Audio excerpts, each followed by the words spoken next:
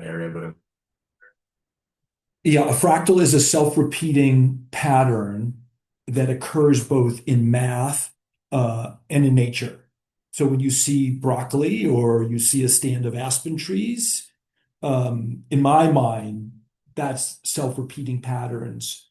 Um, and yeah, it's pretty cool. Um, all right, all right, we're going. cool. Yeah, so I was hiking in the Rockies with family friends. They were going pretty slow, and so I left my parents, their friends, and some of their kids, and took my sister and I faster. And then we took a wrong turn because I was in charge, wasn't thinking. And although we eventually found our way back, it was kind of scary, and it felt bad because I was responsible for getting my sister lost.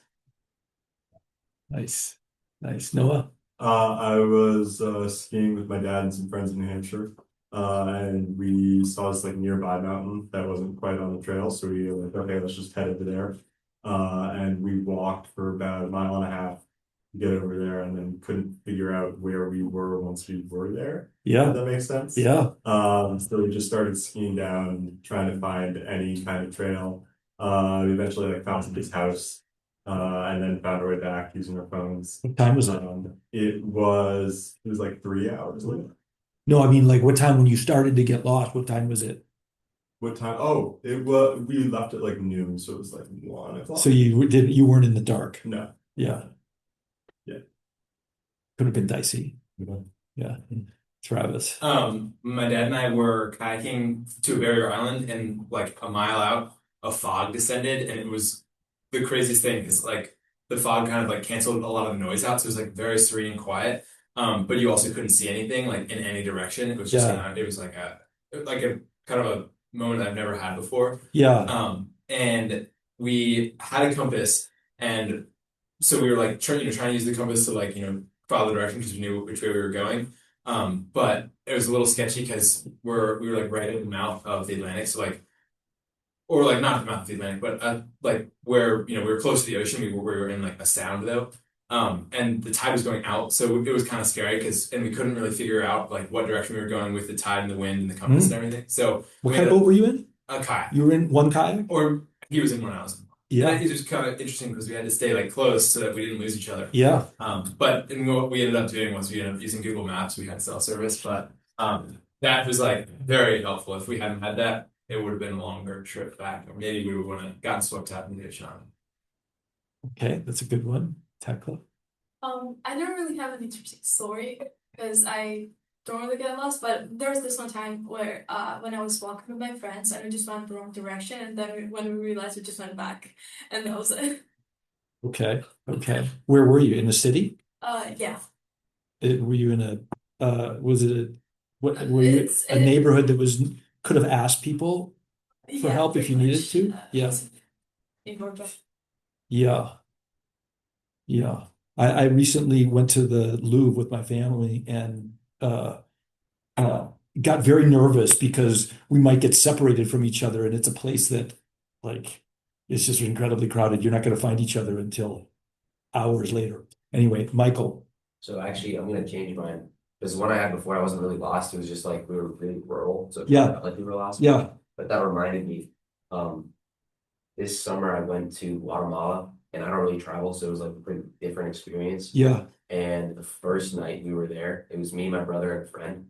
Um, we were just exploring. It was like a town, and we were yeah. just exploring the town, and we were like trying to find our way back to like the house we were staying at, and we just got lost. Like we went to the uh like organizers Yeah, yeah, uh like building yeah, and said like, can you help us find our way back? And they were like, oh, you're here, like you're at this place, yeah, okay, here's the address. yeah. What he didn't realize was that the owner of the house had two houses, Oh, and she went to the wrong. he sent us to the wrong one, which I didn't even think was like that one either. Yeah, Like we ended up like way up this alleyway on like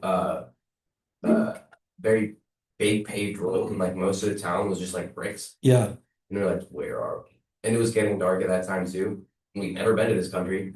So it was like, okay, we turned around and just like charged back into town to like try to get to like crowdedness because it was like getting dark at that time. It was like summer it was like 8 or 9. Yeah, And we got back to like where there were just like a lot of people yeah. and started just like trying to triangulate and like follow like big roads.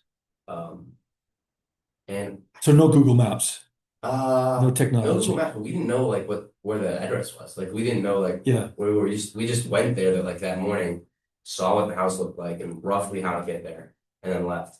And I think eventually we contacted like the owner who was there. He was at the house. Yeah. And he like gave us address and instructions in Spanish on how to get back to the house, and we made it. I don't remember exactly. We made it. Felicia. Day before yesterday, I was in New York Penn Station. I cannot find the entrance because I think they closed most of the doors. I don't know why, so I just went there and going for a long. Use map or you just did it yourself? You just did it yourself? Yeah. Yeah. Yeah. Eventually back in. Cool. Okay, Sarah. It's hard for me to like figure out, like I said, I'm getting lost, I don't really remember that many. But at one time, I had like a field trip to like the apple orchard, I think, in preschool. Yeah. And I remember I was like, the teacher was showing my mom, it was like a thing where parents drove their kids to the place. And my mom looked at the map that was on like the wall. I was like, oh, I know what that is. I grew up near there. So Yeah. so she just started driving, and then she's like, wait, it's not.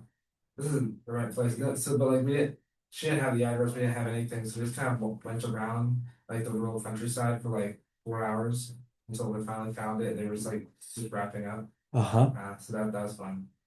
Didn't get to pick apples. Cool. Raphael. I went to Mexico to visit family, and then like the main airport that we used to get out was like Mexico City. So driving to Mexico City using like Google Maps in Mexico is like one of the most frustrating experiences like I've had with Google Maps because I'm pretty sure it's like not up to date or it's inaccurate Yeah. because like you'll always be following what it says, but I don't think it's accurate because you actually get on the road and it tells you where to go. Yeah. It just doesn't exist or unless so we just I mean for hours we were driving around Mexico City trying to find like our way to the airport. And I mean that's it. Google Maps is really unhelpful.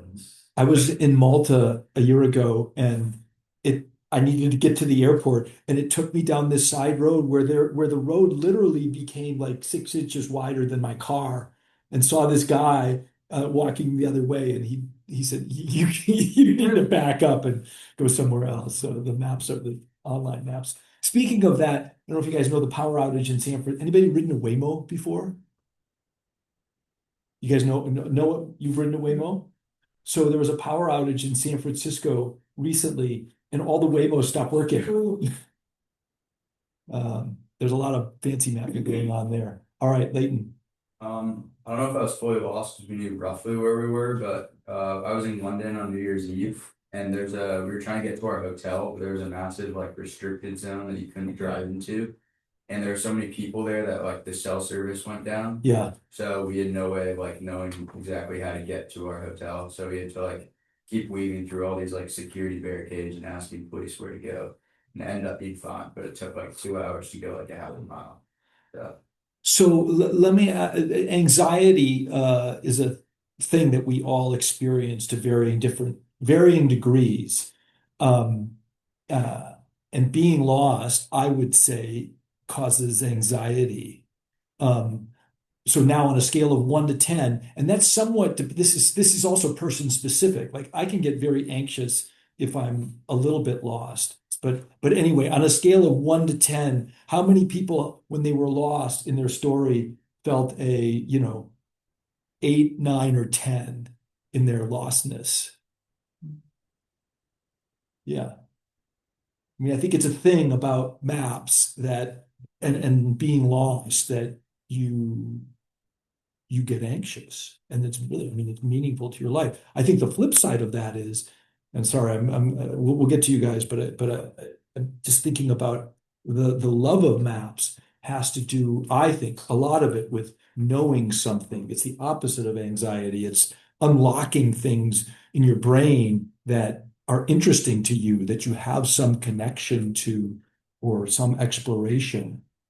And I welcome challenges throughout the whole course to the ideas that we're going to talk about. Part of the value for me of this course is just talking about things.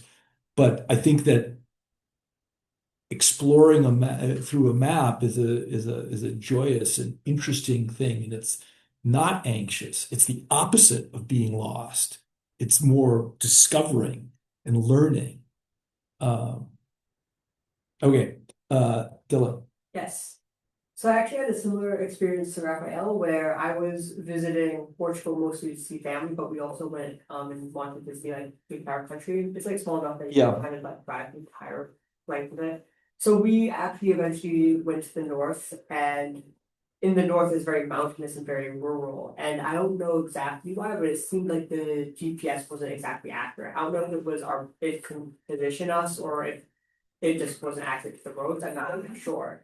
But my uncle had gotten a spare Airbnb up there. So we didn't get it ourselves. We didn't exactly know where it was. He just sent us like a pinned location on Google Maps and he's like, go find it. Yeah. So we're driving up and down the mountains and like around the countryside. And we eventually get somewhere where we just barely get our car up to the summit of this mountain where our wheels were screeching and everything. Yeah. And we get out of the car in front of this house, and we're starting to realize that this is not the Airbnb we're meant to go to. And so actually a local inhabitant of this town came to us and started talking to us, and he's like, no, this is it. This is it. The owner, he's going to come down with the key. This is it. And so we were talking with this guy for like 15, maybe 20 minutes. And I'm just like, this guy, I don't think he knows what he's talking about. And eventually we call my uncle and he's like, well, you should be there. But he eventually, I don't know if he was using a map, but he kind of gave us directions. Yeah. And I think what happened was the road that this house was on was almost U-shaped. Connected to two different roads. And I think we went up the wrong one. Yeah. So I think it wasn't very anxiety inducing because I figured we'd eventually get there. Right. Frustrating. But the driving was, I was more concerned with would our car be able to get there because of the screeching of our wheels and everything. Yeah. Thank you. Matthew. My story is not like super crazy, but in the moment it was very anxiety inducing because I was like in elementary school and I was at my grandparents' house. So I really was only familiar with their house and not the neighborhood at this time. So like I think my parents went for a walk and I was maybe like 8 or so. So they thought that I could maybe just leave a minute later and follow them. And they trusted me to do that. And I trusted myself to do that. But in the end, I went the wrong way. And, before I think I got a cell phone in middle school. So how long were you lost for?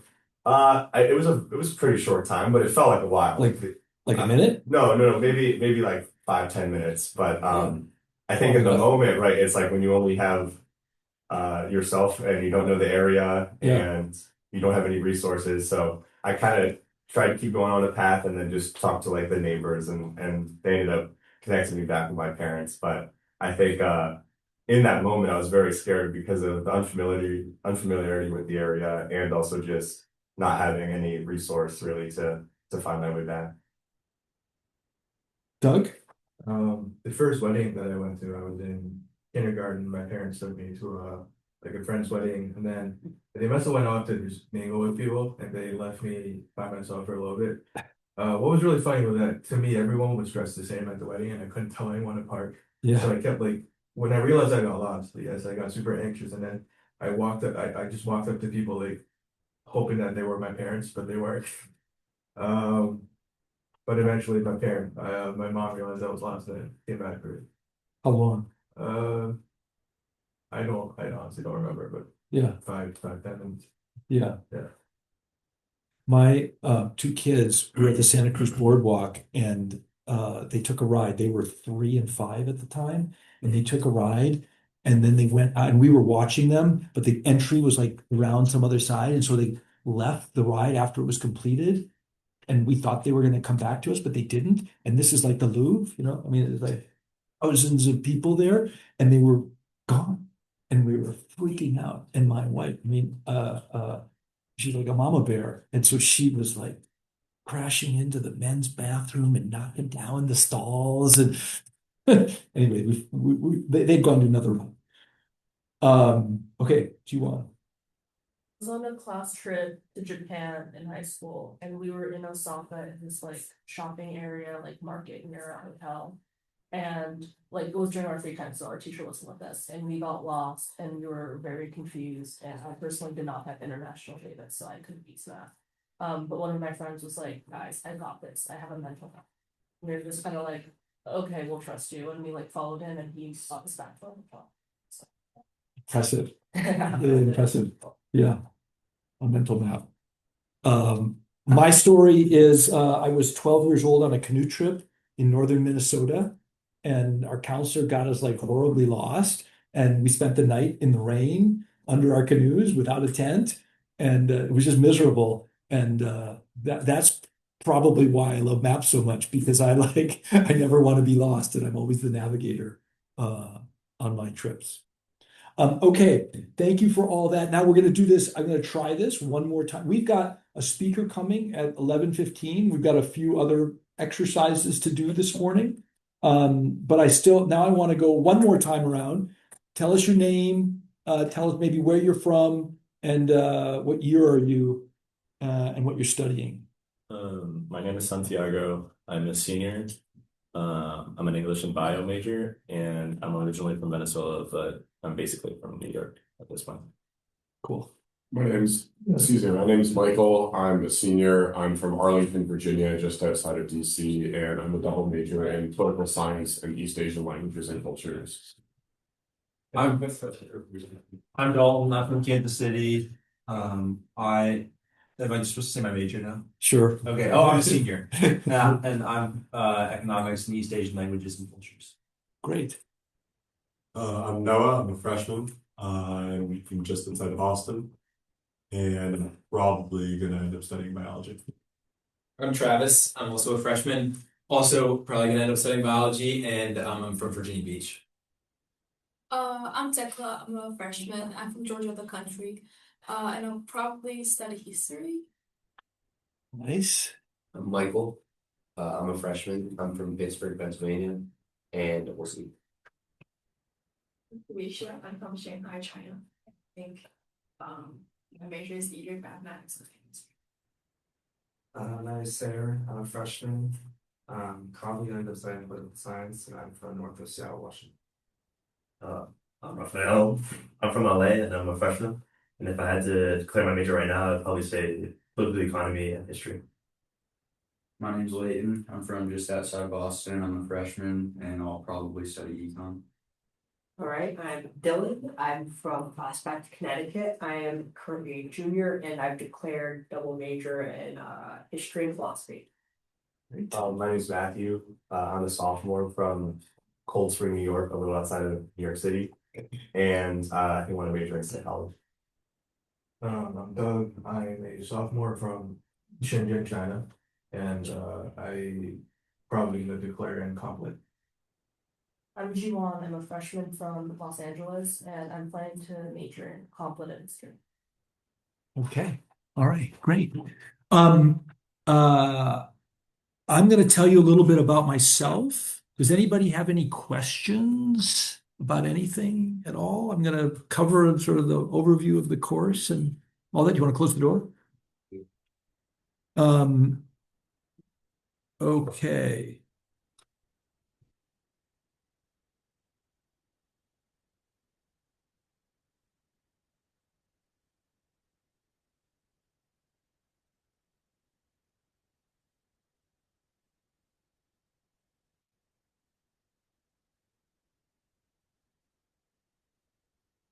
I put this together a while ago. By the way, I would highly encourage you to you can do it for yourself. If you have interviews, pictures are always great. I mean, this whole class is about visual learning. Okay, so I'm from Minnesota. I did a lot of canoeing when I was growing up. I majored in econ and environmental studies. It was environmental studies back then. I don't know what it is now, NBI. After Williams, I worked for 2 years for Continental Grain Company. I was a grain trader in South Dakota, of all places. I asked to go somewhere interesting. They gave it to me. I left after 2 years and got very lucky and got a job at Bain as an associate consultant. I worked there for 2 years. I went to business school at Stanford and graduated in 90. Um, and actually, I put these little lines on. Well, I'll tell you.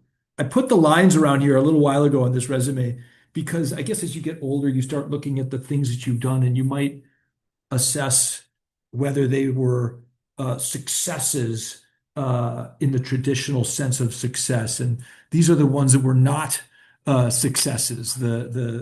So I started a business right out of business school to do recycling for commercial office buildings, and it didn't really make it. Hold on. There we go. That was 6 months. Then I joined our family business. We make bolts and forgings for the railroads of North America.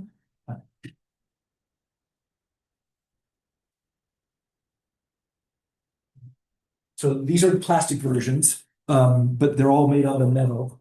You guys might know what this is. It's a track spike. It holds a plate which holds the rail down to a cross tie. We don't make these. These are really cheap, but this thing performs a similar function. It's called a screw spike, so it would be used in place of this. And this is a rail anchor to stop longitudinal movement of rail. It connects in that same general area. Anyway, that's our family's been doing that for almost 100 years. I left that business in 97 because my dad and I had turned it around and too small at the time, really, for the two of us. And so I moved to San Francisco. I did a couple of consulting projects and connected with a friend of mine who had started a private equity group. I was the CFO of a timber and lumber company for a couple years. And then they had a turnaround. They had a coffee roasting business. I ran that for 3 years. It was in distress. We tried to fix it. It didn't fully fix. Somewhere along the way, and this is probably, I started this website called Data360, which it struck me, has always struck me, that the information that you get as a business owner about your business is objective and clear and data driven. When you own a business, this is you ask for information, you want it to come to you objectively, clearly, right, quickly, and you want it to be data driven. And it's always struck me, why is it that you get such good information for businesses, but in our world outside of a business, it's rare to get objectivity. Data is used always as a weapon to tell it to make a case for something. So I was attempting to build a website too. It's a very noble effort, but data gets whiskers if it's not fresh, and it didn't make it.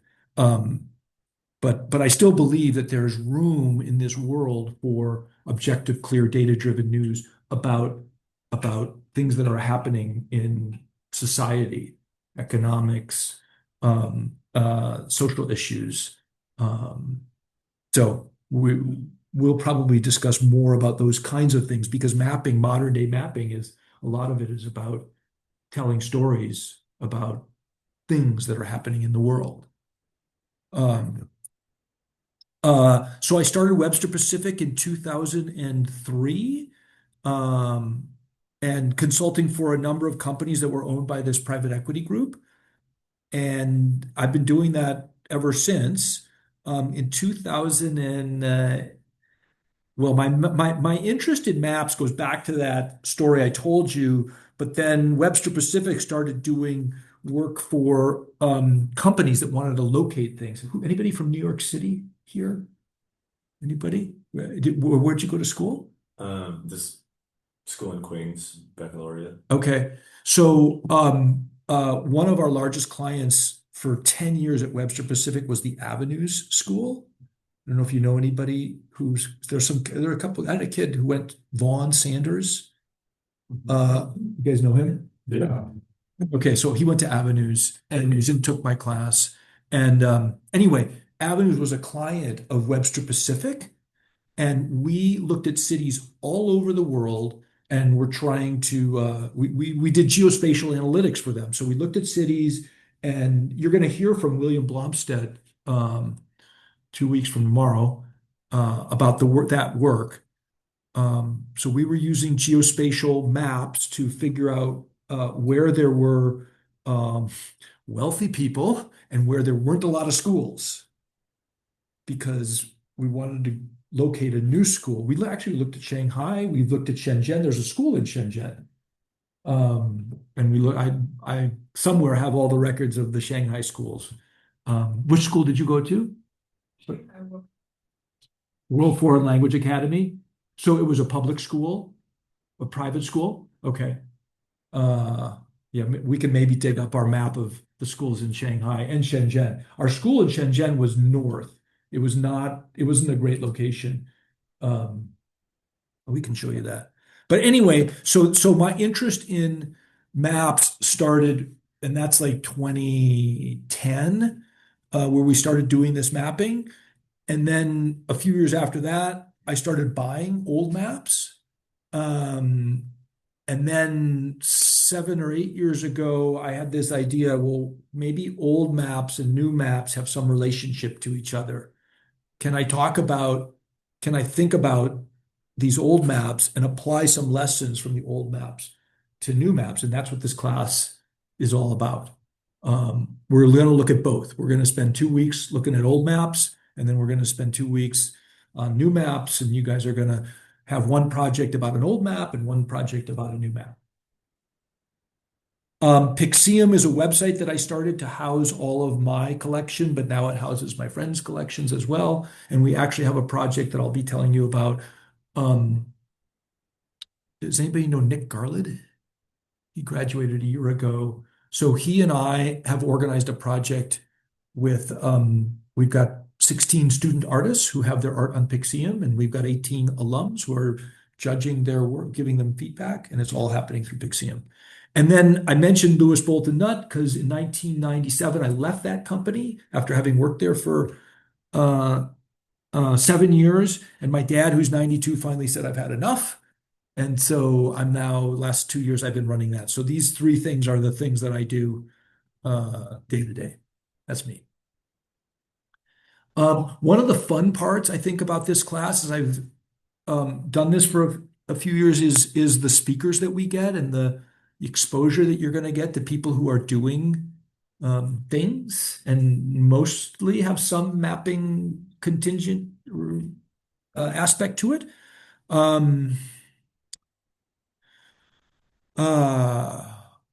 But I used to have more speakers, and we actually went every class to 12:30.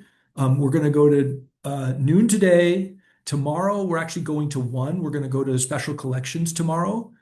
It's a few steps away from here. It's an incredible resource. We're going to look at old maps. Thursday we've got Chet Van Duzer, and we're going to go to 12:15. Okay. Friday's the field trip, the optional field trip. We'll talk about that later, to New York. And then next week it'll be finish at 12 on Tuesday, then 1 because we're doing special collections, and then 12 again. And then the following week will be the same. There's a speaker every day. But there's less speakers this year than in the past. And I also am trying something different. I've decided, like, if as an intro course, I should expose you guys to what I deem to be, this is an evolving thing, the most important maps. Like, I think that's a thing. And that may be mapping technology. It could also be modern day people who are making maps today, just people, but I've decided, and you should give me feedback, by the way. Like, I definitely want your feedback about how things are going. Okay, so now let's do a few other sort of things, general things. Hold on.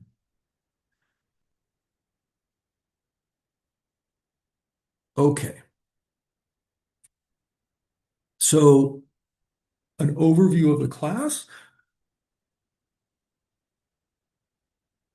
Why am I teaching this? We talked about this, right? Old maps are a gateway to new maps, to a gateway to art, history, art, and science, as well as to new maps, to learn more about this subject that I love, and to be a spark, hopefully, for you guys to explore this. And like, again, I'm a long ways out, and rolled my eyes when somebody told me, lifelong learning and blah blah blah, and like, but seriously, like if you find the love in learning and just keep feeding that, you're gonna have a great life. And yeah. So I do have some specific learning objectives. These have evolved over the 4 years. So the first one is what I always wanted, which was I want you to become critical consumers of maps. Critical consumers. So I'm going to give you today the basic rubric that I have for asking questions about maps, but you just can't believe everything that you see on a map. And your consciousness, your questions will guide you to becoming a better consumer. Okay, develop your ability to make a short presentation. You're going to do 2 of them, but you also will be talking a lot in class. I want to help unleash your curiosity in asking questions. And I want to teach you how to politely interrupt. We're going to talk about that. Like that is a skill that I would say you all should have. You should not suffer from boredom. Okay, so I've kind of talked through a lot of this, but questions are about both curiosity and confidence. Questions are about confidence, especially when you like are in a group and you don't know everybody and you're worried about looking silly, being funny, being not whatever. You're worried about what other people will think. So being confident in yourself is really important. You're rarely going to be told that your questions are good or right, but they are. You have to ask them. If you have it and you haven't asked it, you can't get past it. So you've got to ask questions to progress. There are no stupid questions, but you should Google or AI them before you ask a boss. I've managed a lot of young people, probably over 30, and I've only had one. His name is Ames Lyman. He went to Harvard. He works for BCG. Where did he go to business school? Anyway, he's the only one I had to stop asking me questions. We need to move forward. But that's the only one. There's never been another. Does anybody know Columbo? Yeah. Just one more question. You're always asking questions. This is a great old show.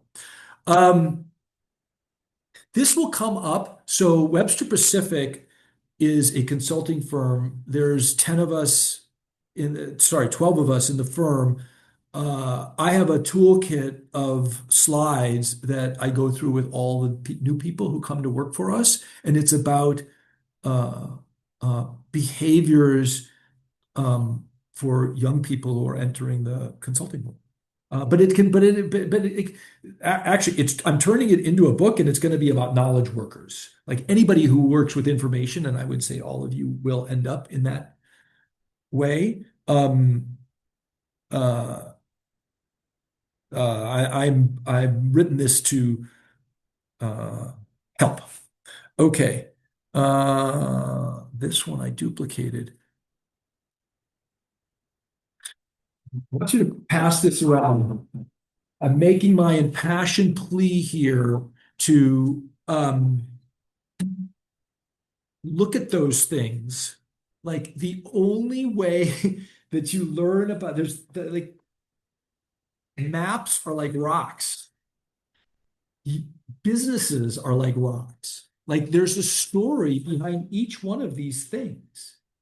And we are humanly able to understand and intellectualize, summarize, go deep into any subject. So you just got to ask questions. The only way you can read a book, but if you don't take the information and do something with it yourself, you're not going to learn about it. Okay. Questions? Anybody? Questions? Yes. Can we touch the rocks? Yeah, for sure. Absolutely. Yeah. What sort of consulting would you do? Is it more managerial? Is it strategy? We call it operational consulting. It's a bit of strategy. So I worked at Bain. We help our clients develop navigation systems for their businesses. So tracking AR or inventory or cash. So our clients are $5 to $50 million in revenues. So it's a form of strategy consulting, but we implement stuff. We build systems. We're like a in-house analytics department for our clients. You go to work each day and are you like excited for it? Like you enjoy your job? Absolutely. Absolutely. I think I'm very lucky. And my job is multiple things. It's Lewis, it's Webster, it's Pixium. So yeah, I'm lucky. And it wasn't always that way, right? So this is now the ABCs of job hunting. This is my wife came up with this. Anybody want to guess what ABC stands for in regards to getting a job? Sayer, you got any ideas what that might mean? Get a job, get a better job, get a career.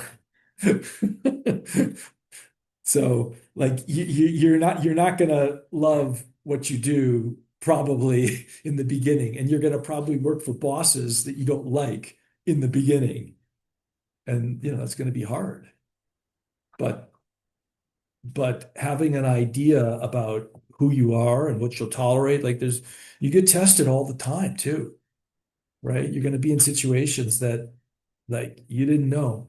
And by the way, you'll find people. So you guys know what the Varsity Blues thing was? So what was Varsity Blues? That was when the very wealthy parents and college coaches would essentially aspire to get their kids to be recruited to play a varsity sport that they didn't actually play. Right.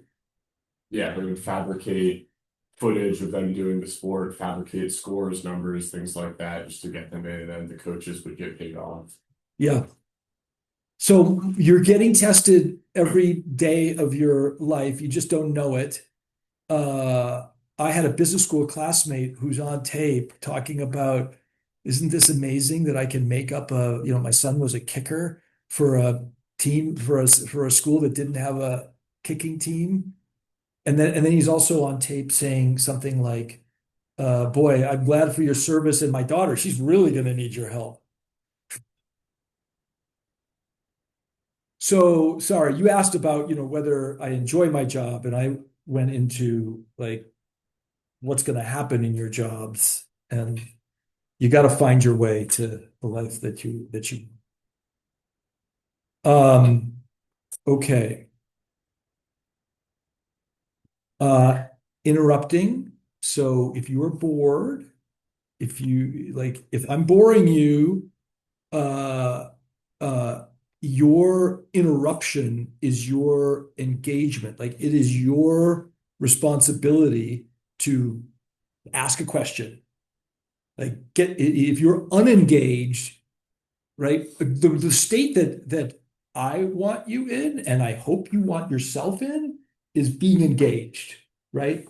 And it's your responsibility to ask a question. It's a way to get engaged. This class, right? It works because people ask questions, and we follow those questions, and you get them answered or not, but stuff happens. So how do you do it? You either raise your hand or you just say something. Um, and if the speaker has encouraged you, so we're going to have all these speakers. By the way, the reason why I asked you to bring a pencil and piece of paper was during our talk today, every day, I would like you guys to all write down at least one question you have for the speaker for when they're done. Okay? And I might call on you to ask a question, or maybe we'll assign somebody for each speaker, but everyone should be prepared. That's your job while the talk is going on. You don't need to raise your hand, but you can if you want to. And then understand conversational timing. Like there are lulls, like you could ask now. You could ask a question or not. And look, you got to use your judgment. Like don't over interrupt. Okay. Passing requirements. So attend 10 of the 12 classes. It used to be I said watch these videos. They're here, but you don't have to. You've got 2 3-minute presentations, and that'll be next week and the last week. You'll be presenting and we'll do like 5 or 6 each day, next week and the last week. You also, to pass, you have to have coffee with me. That's part of the deal. It's fun for me, and I love to hear about what you guys are interested in, what's going on. This was optional last year, and now it's required. The next one is 1 page about what you got from this class. And by the way, I'm going to make a plea. I'll make it now, and I'll make it again later. Like, I think you should do this for every one of your classes. So 40 years from now, you can go back and read 40 pages about what you got out of this place. 1 page, maybe half page. And then feedback about the course is something after the courses. I used to do a survey in the middle of the class. I don't do that anymore. I'm hoping through the coffees or whatever, you'll give me feedback about how it's going. I really want your feedback about what I can do better. Yeah. I was on the links earlier to sign up, and Yeah. I think I don't know, it might just be me, but I was in like view only. Yeah, for that thing. Thank you. Presentation, Yeah. coffees, document. Yes, let me fix that right. Yep. Thank you. I'll make you all editors. Thank you. Okay.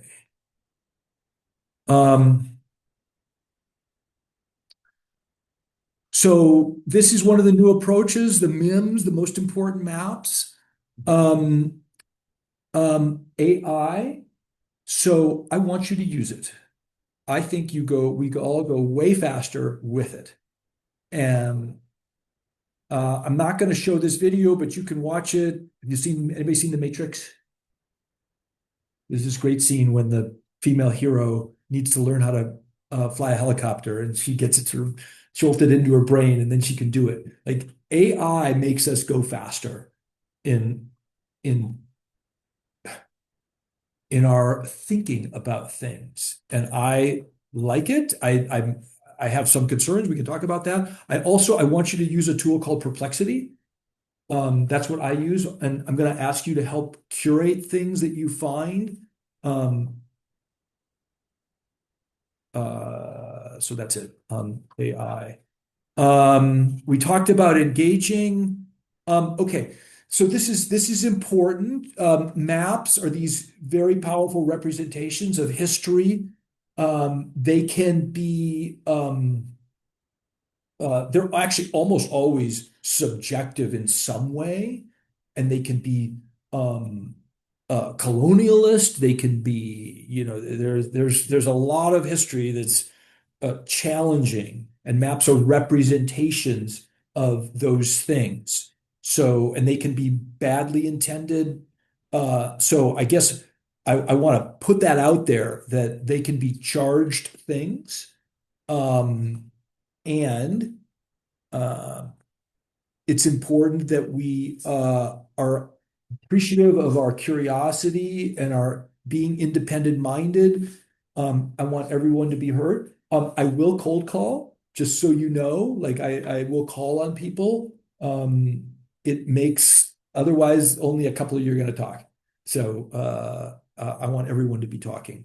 But most importantly, I want this to be a safe space for discussion and respecting each, you may look at a map and be really upset by it, and that's okay. Okay, so that's any questions about any of this? Okay. When the speakers come, I want you to, unless if they ask, I want you to have your computers closed, but now I actually want you to open your computers.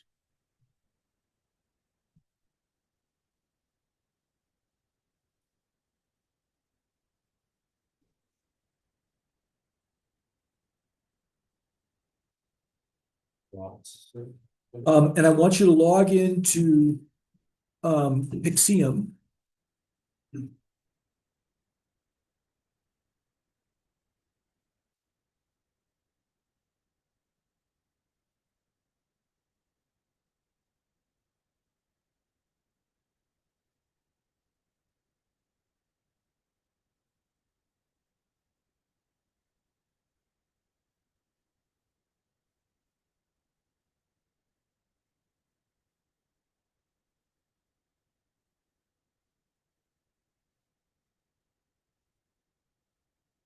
Okay.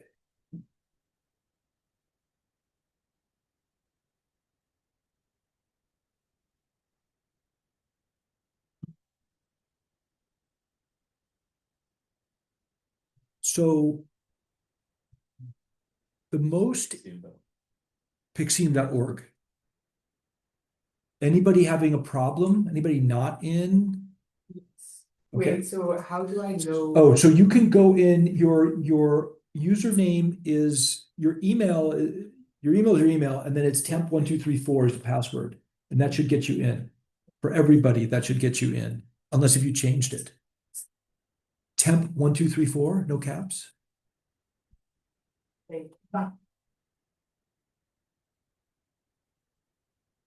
You have a laptop for tomorrow? Yeah, That's well, fine. it's really heavy, but I can bring it.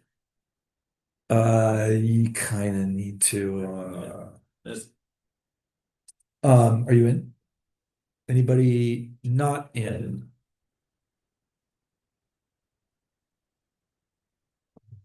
Okay, so now I want you to go to the search bar if you're in and search 776 in the search bar. It's like TEMP. 1, 2, 3. Yeah, TEMP 1234. I want them.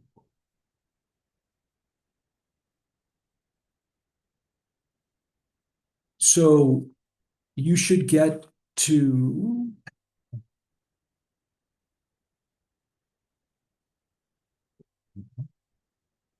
It's taking so long.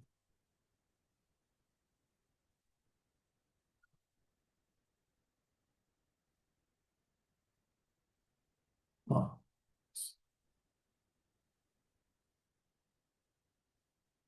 You should get to this.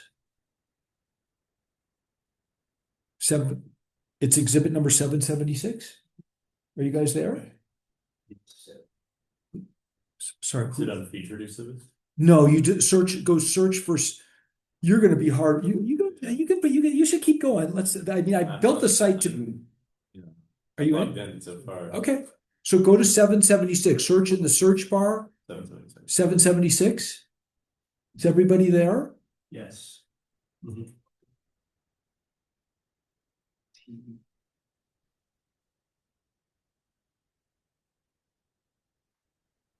I'm there. Okay, Sort of. yeah, sort of. It's I can't tell whether we're slow here. Hold on. When I click on one such as bad design, it just says bad design, and that's all that I see. Is that how it's supposed to be? No. Bad design. Are you? I'm getting something on bad design. it just shows. Oh, yeah, that's right. Okay. Yeah, you're right.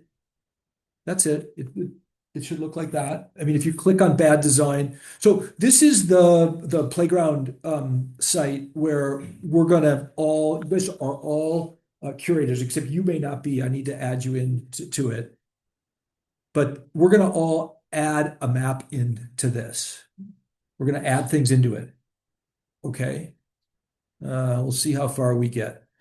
And does anybody, are you okay? Oh, yeah. Okay, I just want to make sure. There's this PowerPoint on the map makers. It's 100 and however many pages, and I took every map in the book and I wrote something about it. There's a page in here about it. This is what those videos are about. This is what I would have you explore to get into that sort of history of map making. But I summarized it in the most important maps section of this, so you can get in the syllabus. You can get here if you want to. Well, actually, you may need to. So what I would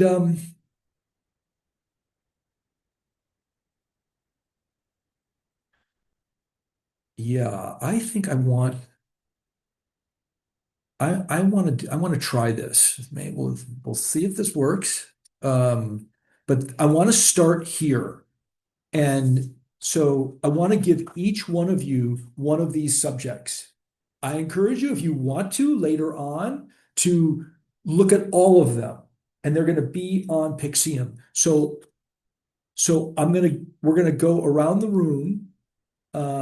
Santiago, it's gonna take too long to do this. Michael, Dylan Peters, Noah Peters. So what I want you guys to do is take this thing and go look at it.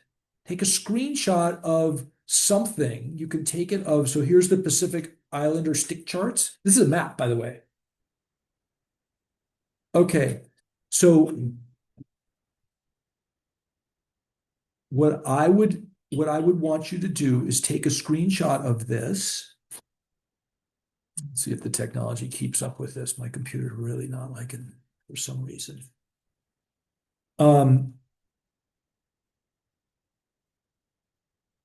So to add an image to Pixium, and we'll have more time to do this in our subsequent classes. But to add, I'm going to go to the playground, and I'm going to go to the lower, look up here to fill. Okay. Once you get to fill, you're going to add an image into the exhibit. And now I'm going to go get that screenshot. I know where my screenshots are. Give me a second.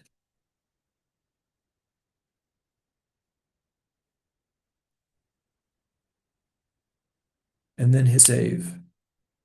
And then it's going to upload it. Now, why does this even matter? Why should we not use Google Photos or something like this? So all the images on Pixium are tiled, which means that you can get you can look at the resolution. Like you can have really high resolution maps and there's no latency for viewing the images.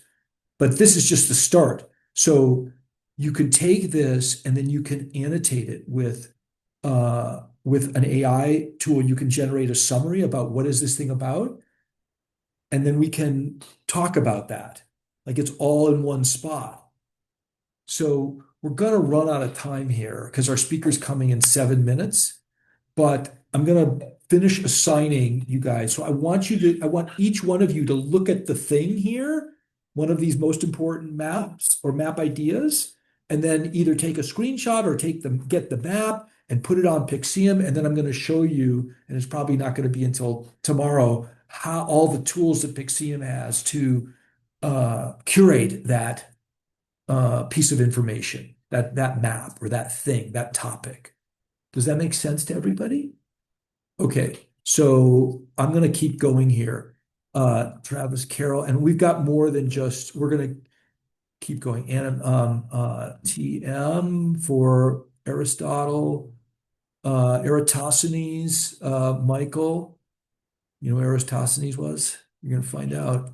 Pretty cool guy. Felicia, Peng, Ptolemy's geography, Sayre, Cosmos. I can't pronounce it. Okay, we're gonna keep going. Rafael Enriquez, Layton, Dylan Fernandez. All right, I'm going to the next page where we've got map making technology. So, Matthew, I want you to do the compass, and Doug, an octant and a sextant. And then, yeah. How would I insert? Oh, you go first. Where can we find this presentation? Yeah, it's so if you go into the syllabus and go to today, and then it's so I'll put it right there. Hold on just a second.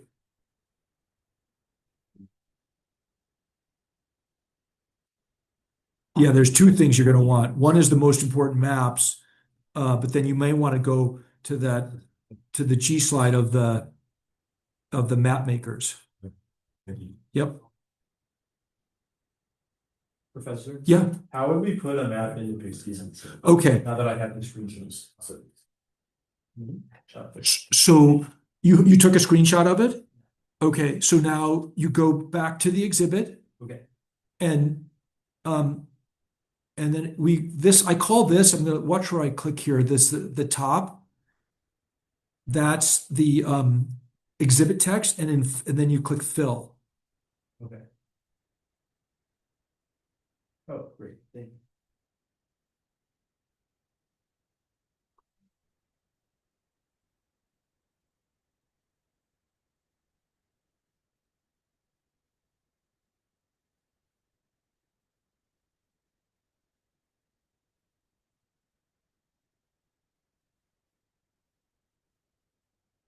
Who is the speaker? The speaker today is David Rumsey. David is in his early 80s. He worked for General Atlantic. He was an artist and he lived on a commune, and then he got into real estate and joined a private equity group and made a pile of money, and then went back to his passion, which is maps. And he collected 140,000 maps and put them on a website. Has a library at Stanford. He's like this mad professor. He's my idol. He's pretty famous in the map world. Crazy story. Yeah. Yeah.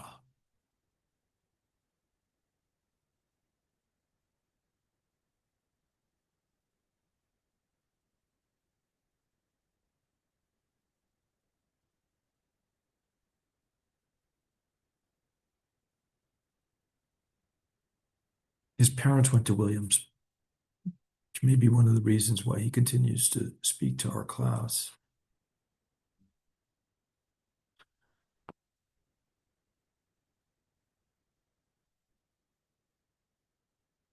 Professor? Yeah.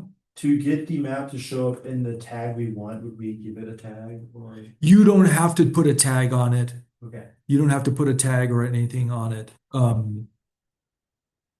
I would just load it for now. Yep. Find our speaker.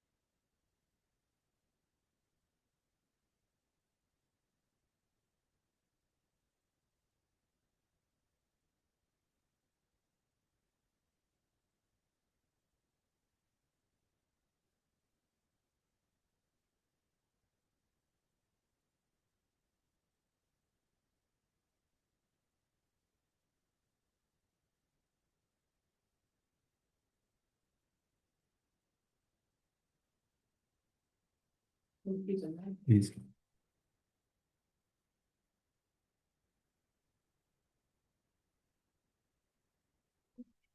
Yeah. How do you upload the screenshot? Yeah, so you go to the exhibit text. So you go to so can you get here? Are you in exhibit 776?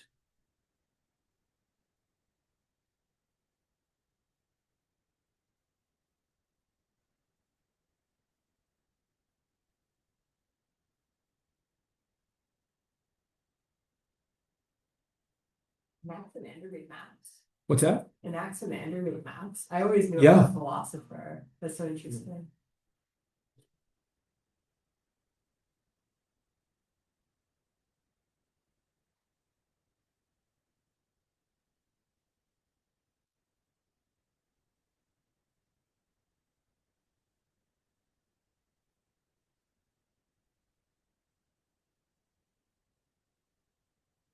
Oh, come on, David. Where is David?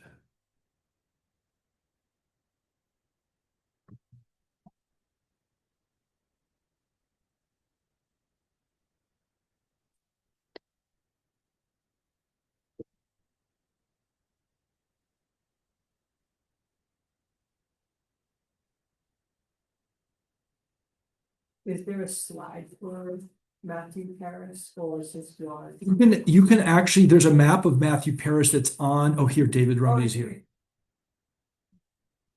Yeah, on Pixium. Or is it on Pixium? It is on, I think so. And by the way, any image that's on Pixium, you can download it.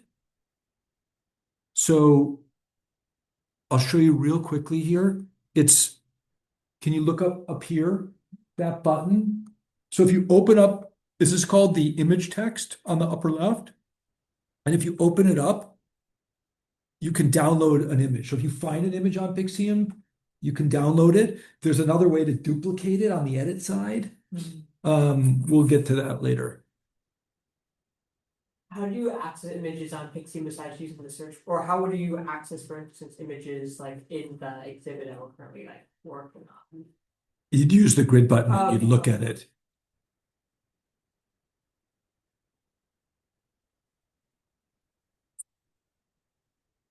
All right, I apologize that we've probably raised more questions than answered them, but we're on our way and we'll do more tomorrow.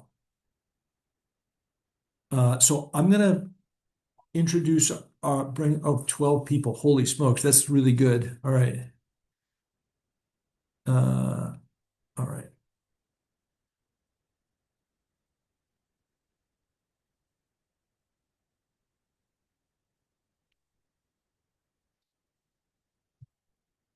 Hi, Tom.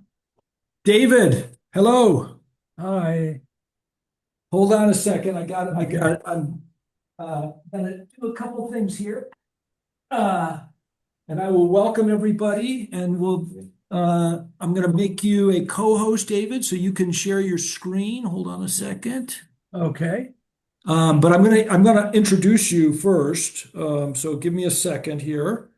And if you joined on the Zoom, I would ask that you share your screen, your camera, at least in the beginning. I'd like to see, I want to see people. Hi, Pam. Nice to see you again. Michael's in the room. Oh, good. Pam is Michael's, who's in the room, mother. Lisa's in special collections. Hello. Joe Cruz, I don't think we've met, but delighted to have you here. Hi, Ann. Ann Peel's in special collections. Claire Rickards in San Francisco, I think. Louise Rogers says Roger Miller, but she's really Louise Rogers. Jake Padilla took the class last year. Lance Rothstein went to Williams, but isn't showing his camera. Come on, Lance, or your screen. And I don't know who Gord is. Okay, and David, I'm going to give you a window into the room here in just a second.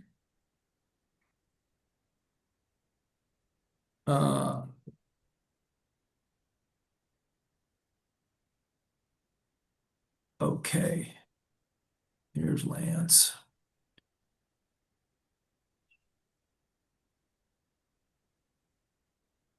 Okay, a quick introduction of David Rumsey. We are delighted to have him here. David's parents went to Williams. David sadly went to Yale, or gladly. David's career is fascinating. Worked in various nonprofits. He lived on a commune. He worked in nonprofit real estate and then for-profit real estate, and then went back to map collecting. And he is a legend in the map world. And I think with that, I'm going to show you a few pictures because they're worth a lot. David's mentors, and some pictures of David in his basement. I don't think I have a picture of the Rumsey maps there. There's David on the left here. Just sorry, David, to embarrass you a little bit. That's the Map Center. The Map Center is a wonderful place. If you get to Stanford and Green Library, you need to go see the Map Center. So with that, David, I think I'm gonna hand it off to you. Okay. We've got 40 minutes in total. Okay, I'll get right into it. I'll share my screen. It's a little quiet, yeah. And I will start the PowerPoint. I think you can increase his volume on Zoom.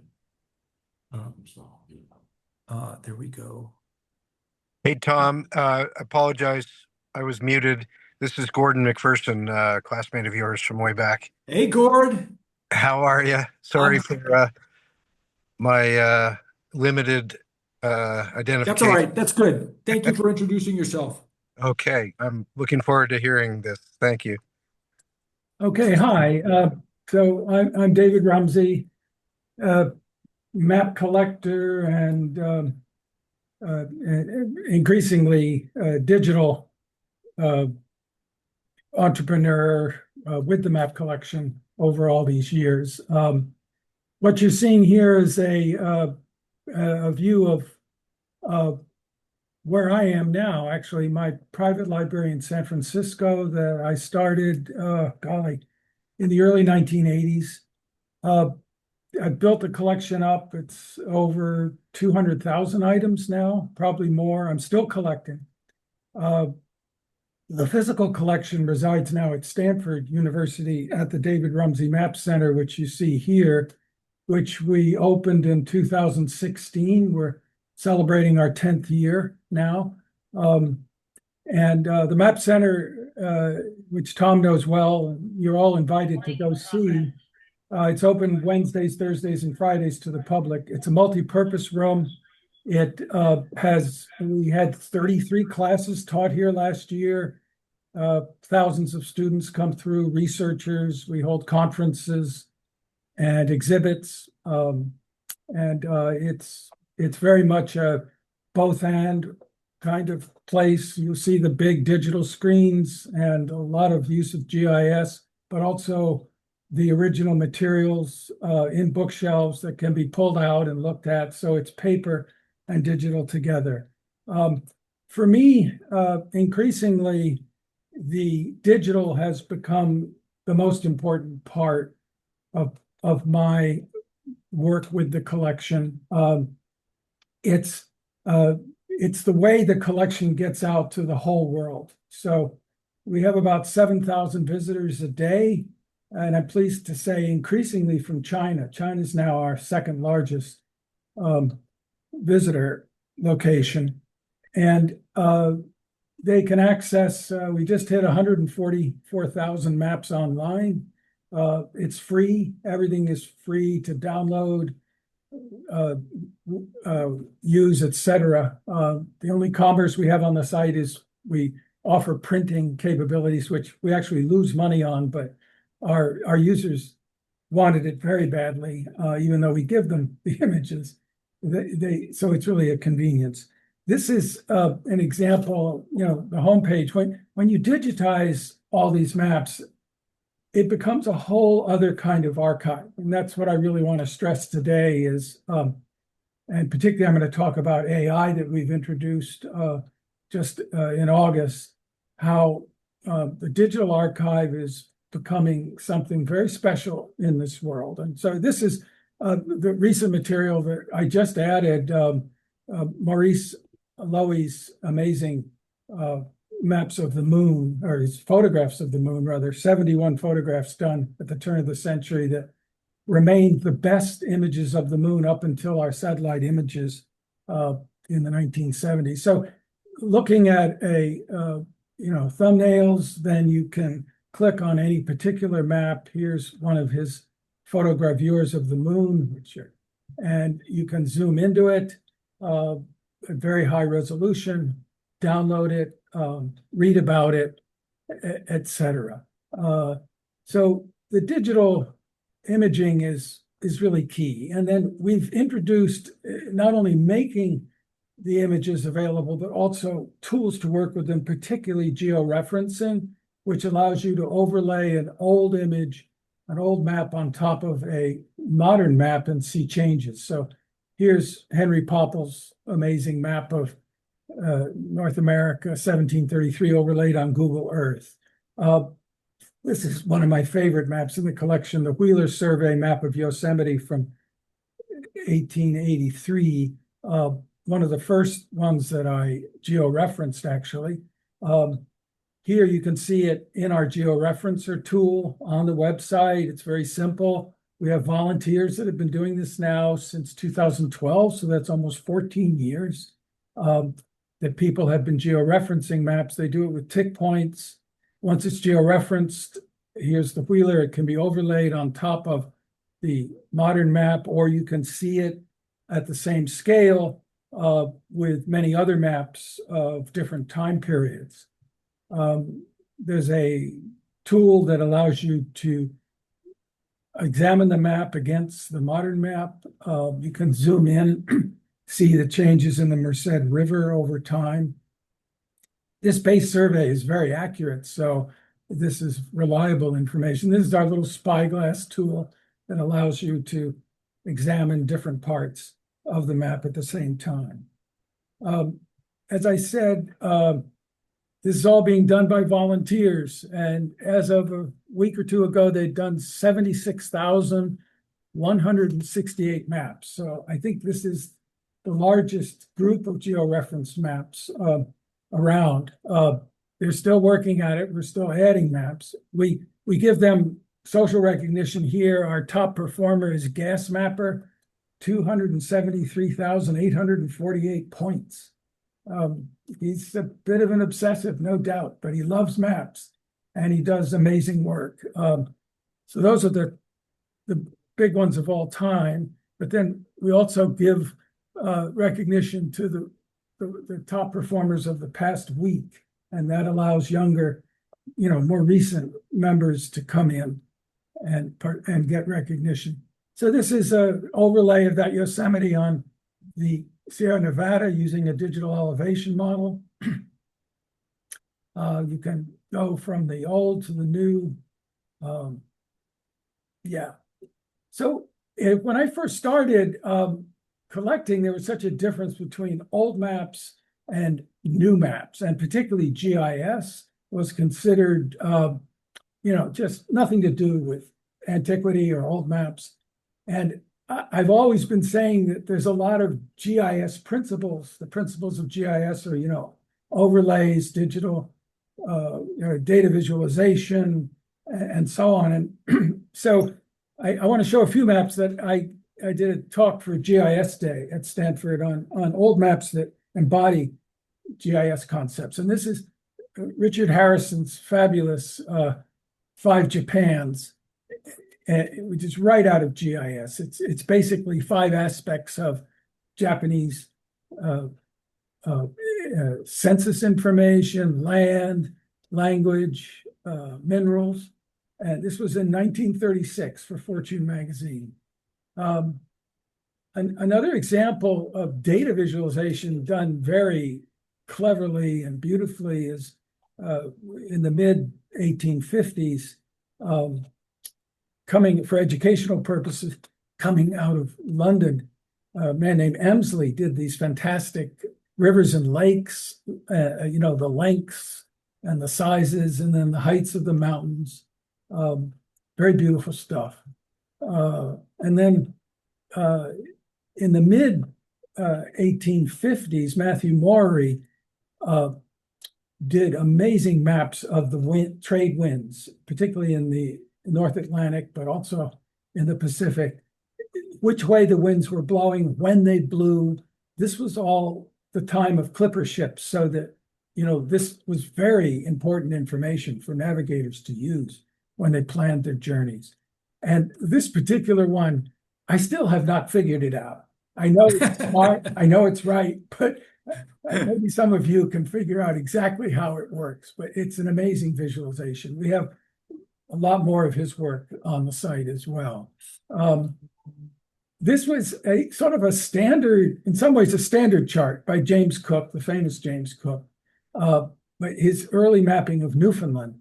But as you look at it again, you realize how GIS-y it is. It has multiple views of the shore so that navigators can determine exactly where they are. These are related with point lines, C, D, A, and B. There's also the rum lines that are all over. That's the bottom part of it that's used in navigation. And then, of course, all the depths are listed in fathoms.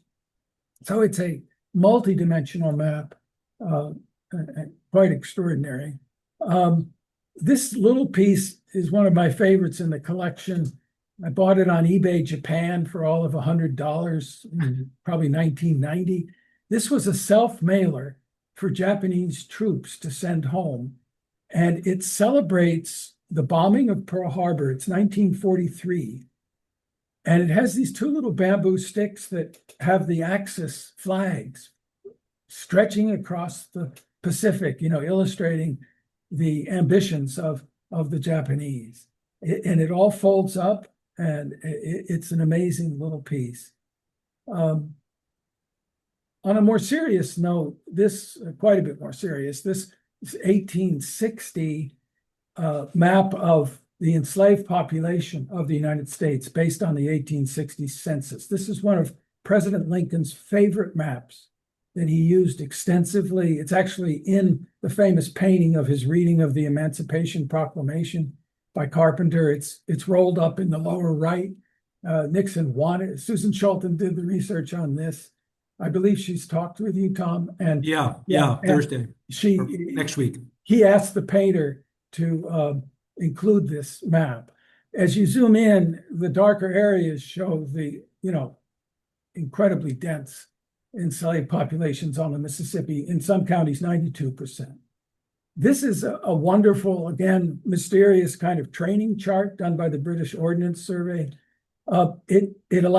It was done in the Second World War, allows pilots to see where the different approaches to the airport. And it's just absolutely bizarre and wonderful to me. It takes quite a bit of figuring to figure it out, but it's an amazing, again, multi-dimensional map going way beyond just simple geography. And then this, of course, is a famous, very famous map by Humboldt, Alexander von Humboldt. Many consider the sort of father of current ecology, showing the different kinds of plants that grow at different altitudes along the equator. Just a beautiful data visualization, very important. And then here's a more playful roadmap coming out of England by John Senex, showing the route from London to the north all the way to Wales. And everything, of course, is straightened out. It's quite abstract, but it's very efficient. And then this, again, is one of those mysterious. Talk about a map that is not your normal geography. This was done by Ritter in the early 1600s.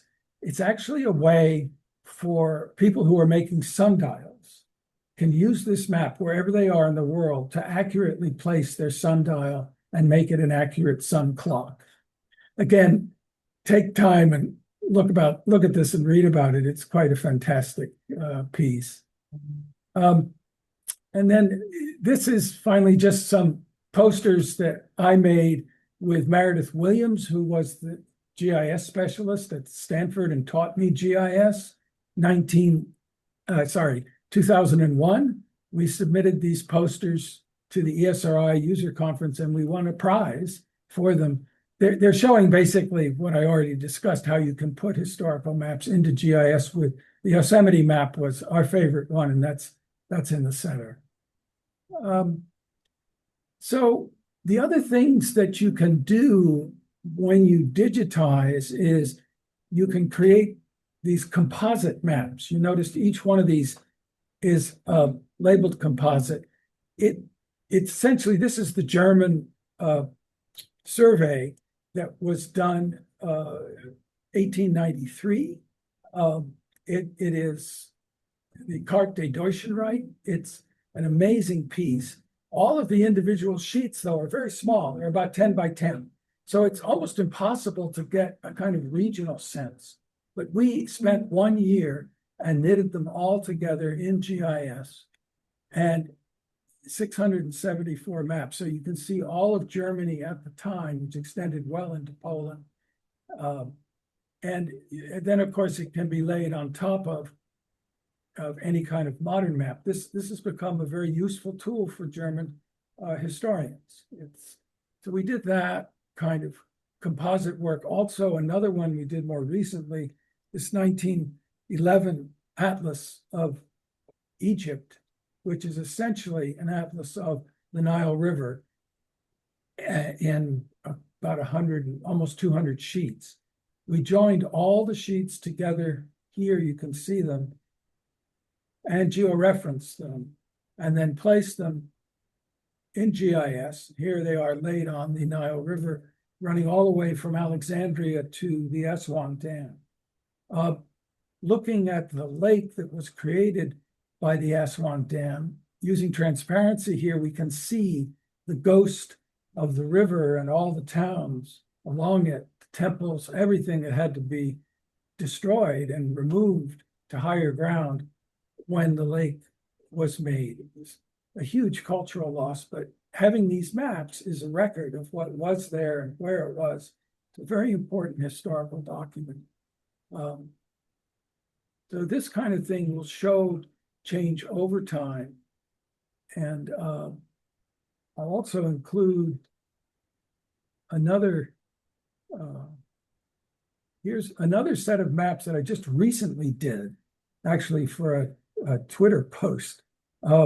This is a series of 6 maps of Manhattan Island focused on Central Park, but over a couple of hundred years.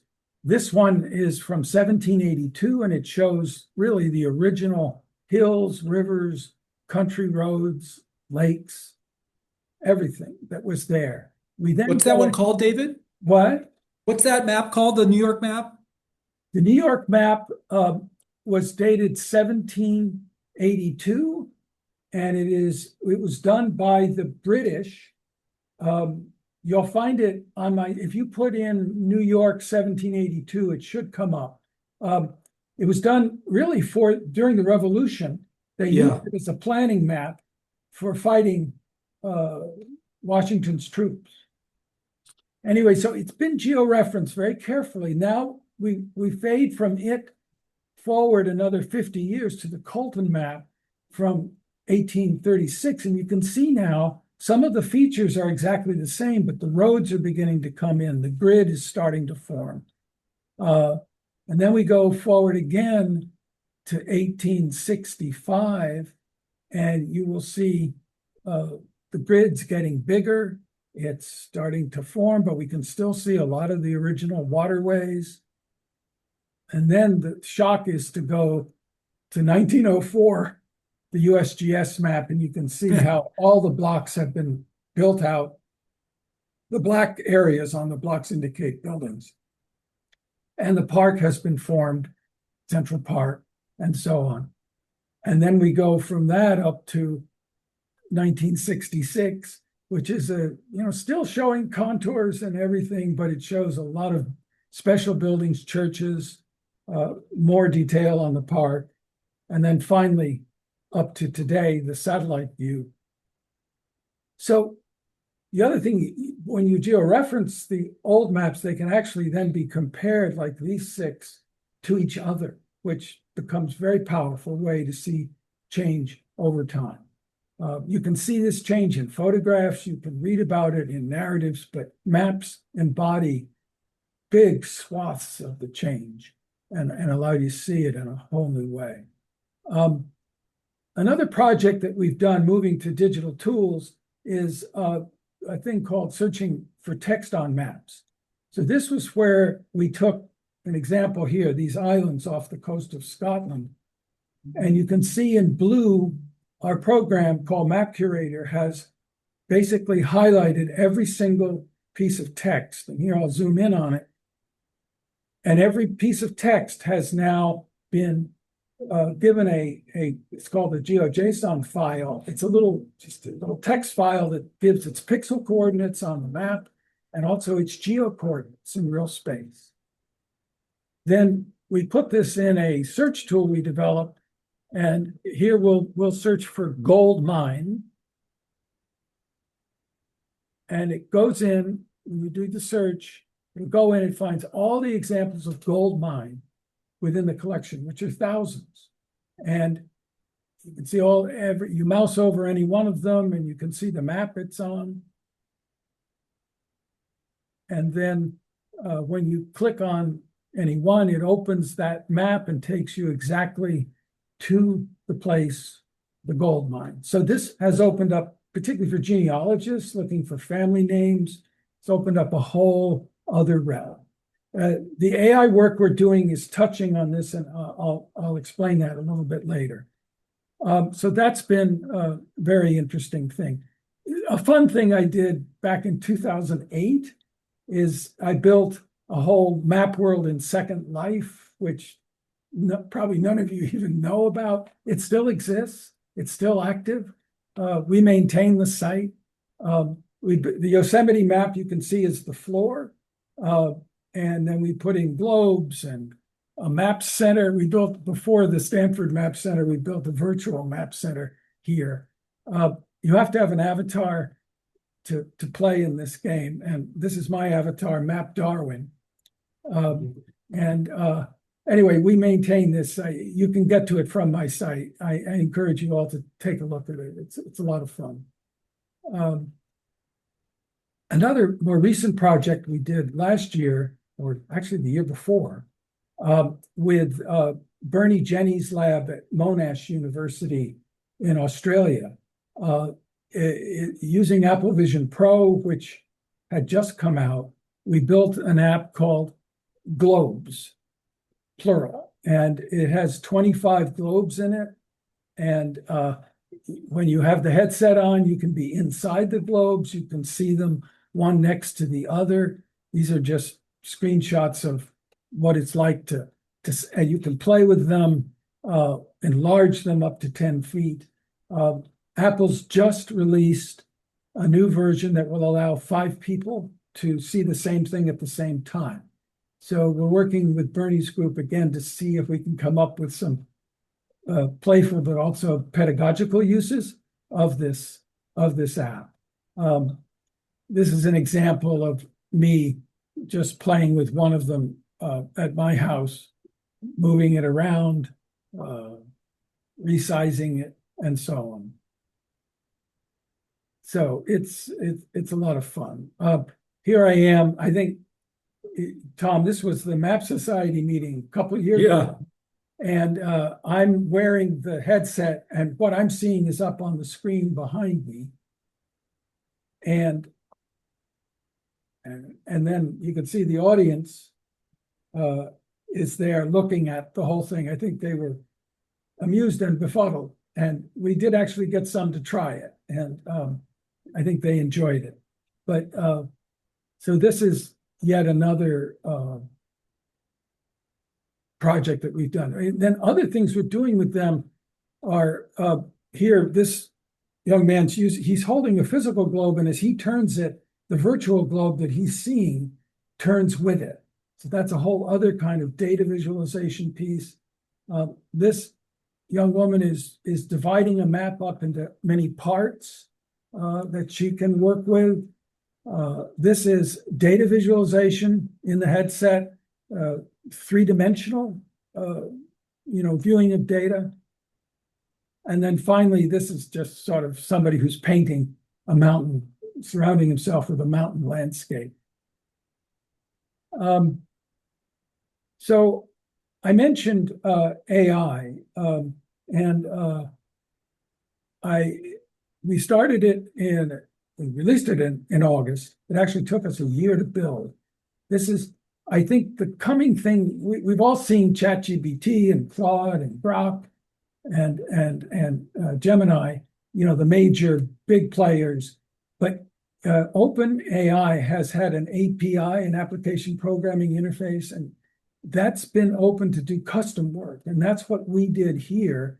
We basically fed all of our site data, 140,000 images, all the data records into the API so that ChatGPT absorbed it into its brain. And then we built tools around that to allow essentially searching the collection itself is one tool. A second tool is examining any image, any particular map, and asking questions about that. And the third was to do a metadata summary. So I'll show you how it works. So when you're in the, excuse me, let me just go back 1 second.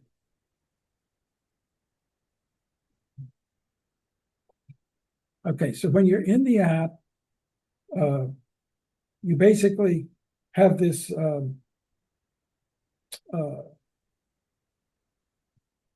just get this going 1 second. There we go. So we're asking it a question. It's a little covered, but find me maps of ancient Rome. And it goes in and it gives you the maps, but also a narrative with each map and a link to the map. And this is quite different, than your regular searching. So it's and it summarizes the different kinds of ancient Rome maps that we have. It goes through them. It gives you all the links. And then you can click on the results at the very bottom, and it repeats in the Luna viewer, in our main viewer, the text, but also then all the maps. So you examine the maps and determine what you want to see further. And in this case, I chose this Braun and Hogenberg map of Rome. And you can enlarge it here. And now you're in a different function with the chat. You can ask a question about the map itself. And in this case, I said, translate the map title, because it's in Old Latin. And I wanted to see how that looked. And so it did a transcription and an English translation, and it also gives the context. So, these are useful things you can do with the AI.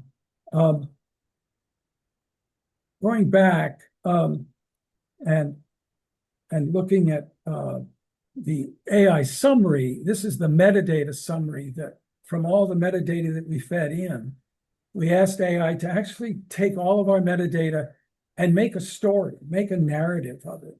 And particularly for our younger users that are not so library-centric, this is very, very helpful. It allows them to see an explanation of the map, style, subject matter, cultural, historical context, notable features. So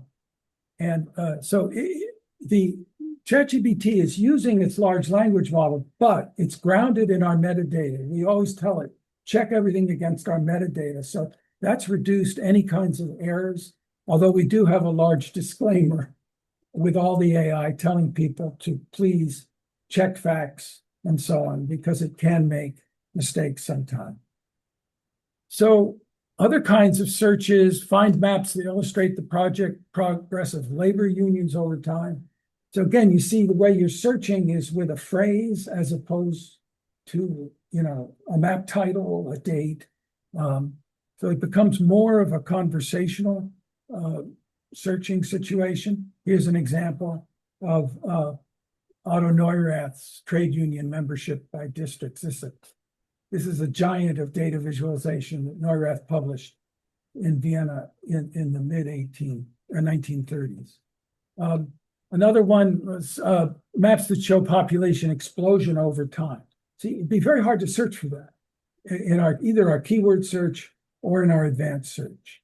But it goes in and it finds a whole bunch of different maps, and they're quite relevant. And so here's one look I did with Williams. I asked, this is a Williams pictorial map from the 30s. I asked it, I said, tell me what this map says about the history of Williams. So now it's using its computer vision, because there's nothing in our metadata that talks about other than the author, date, title, and so on. So it's using its computer vision plus its large language model, and it's quite extraordinary what it finds. I'll just show you, and I have to do it quickly. But Williams College has an old tradition-heavy institution. It's one of the things the map says. Campus growth and institutional maturity is shown by the map. Student life as a historical force. A self-confident, insular college community. How Williams wanted its history remembered in 1935. Importantly, this map is not neutral. It selects what counts as history. And this is classic. So, it can do this kind of thing. And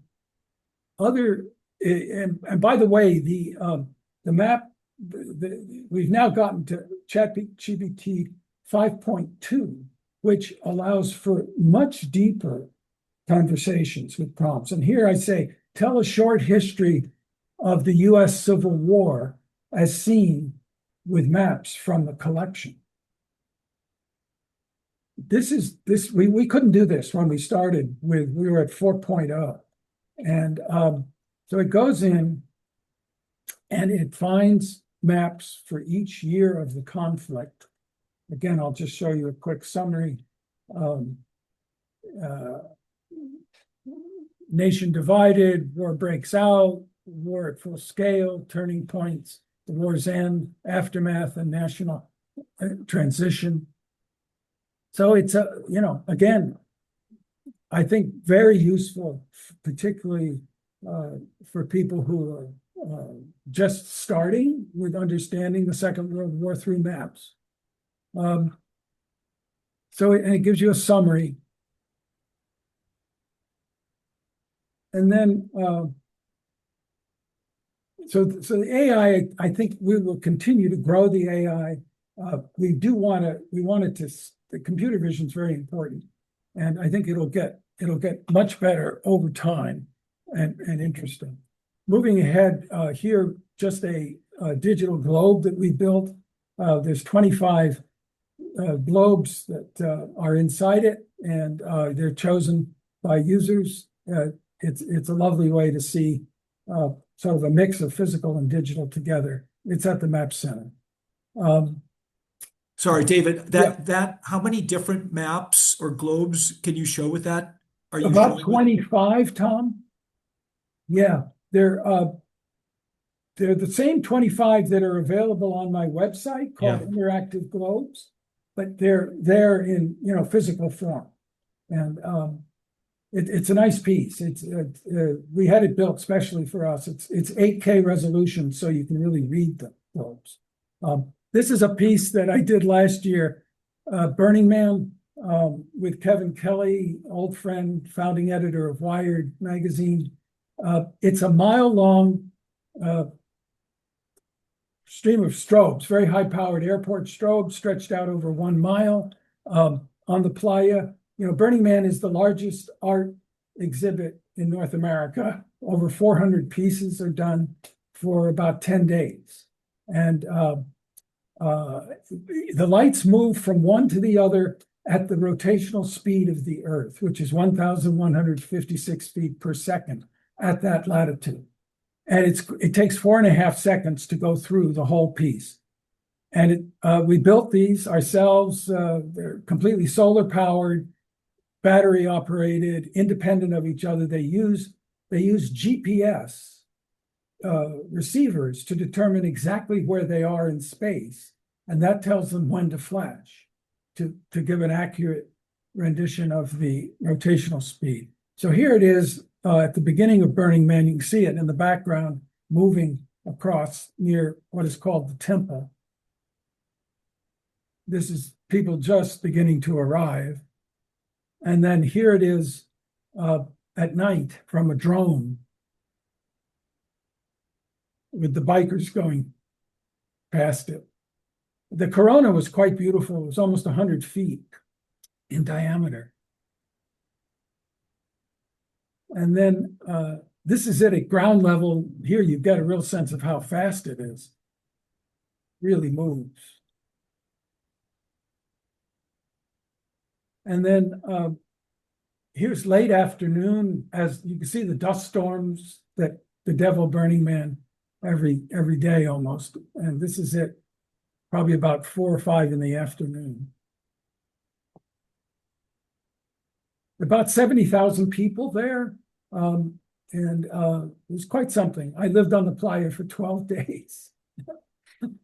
I took this past year off. I think the piece now resides at my ranch, which is only 20 miles from Burning Man.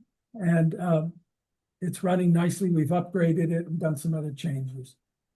And then finally, this is 3 in the morning, one of the raves going on with the art car at the bottom, and you can see our piece in the back underneath the big rabbit. So that's Burning Man. On a more serious note, we've been very interested at the Map Center in all the LiDAR data that's being produced here for self-driving cars. What's going to happen with it? How can we map a city with it? How can we archive it?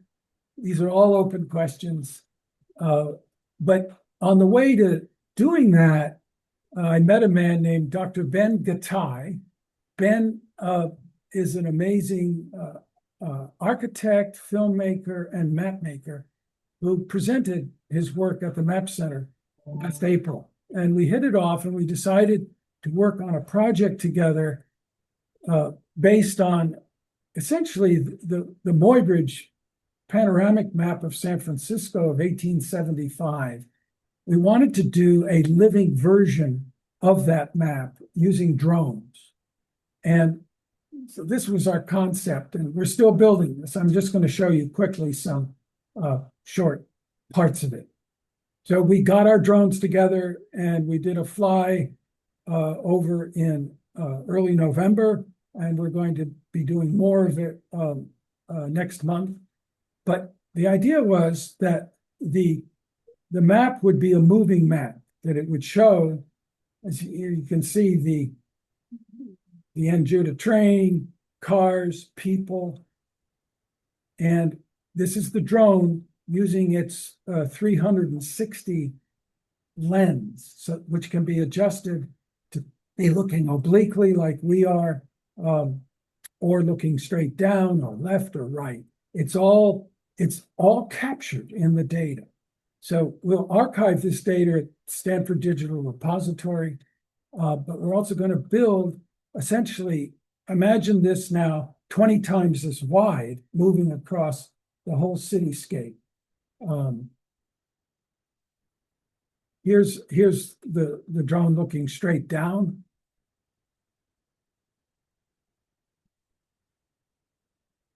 And here's another of the straight down and the oblique together.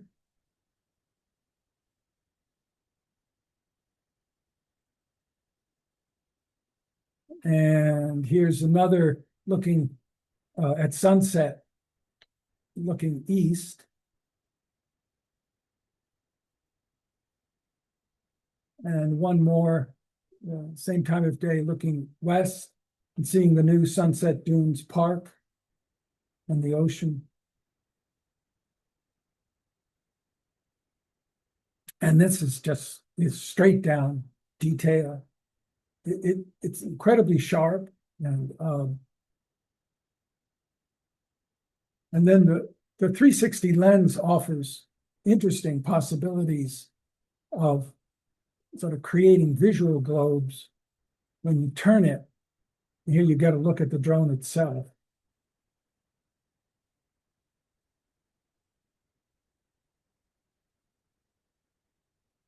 And then it folds into essentially a globe.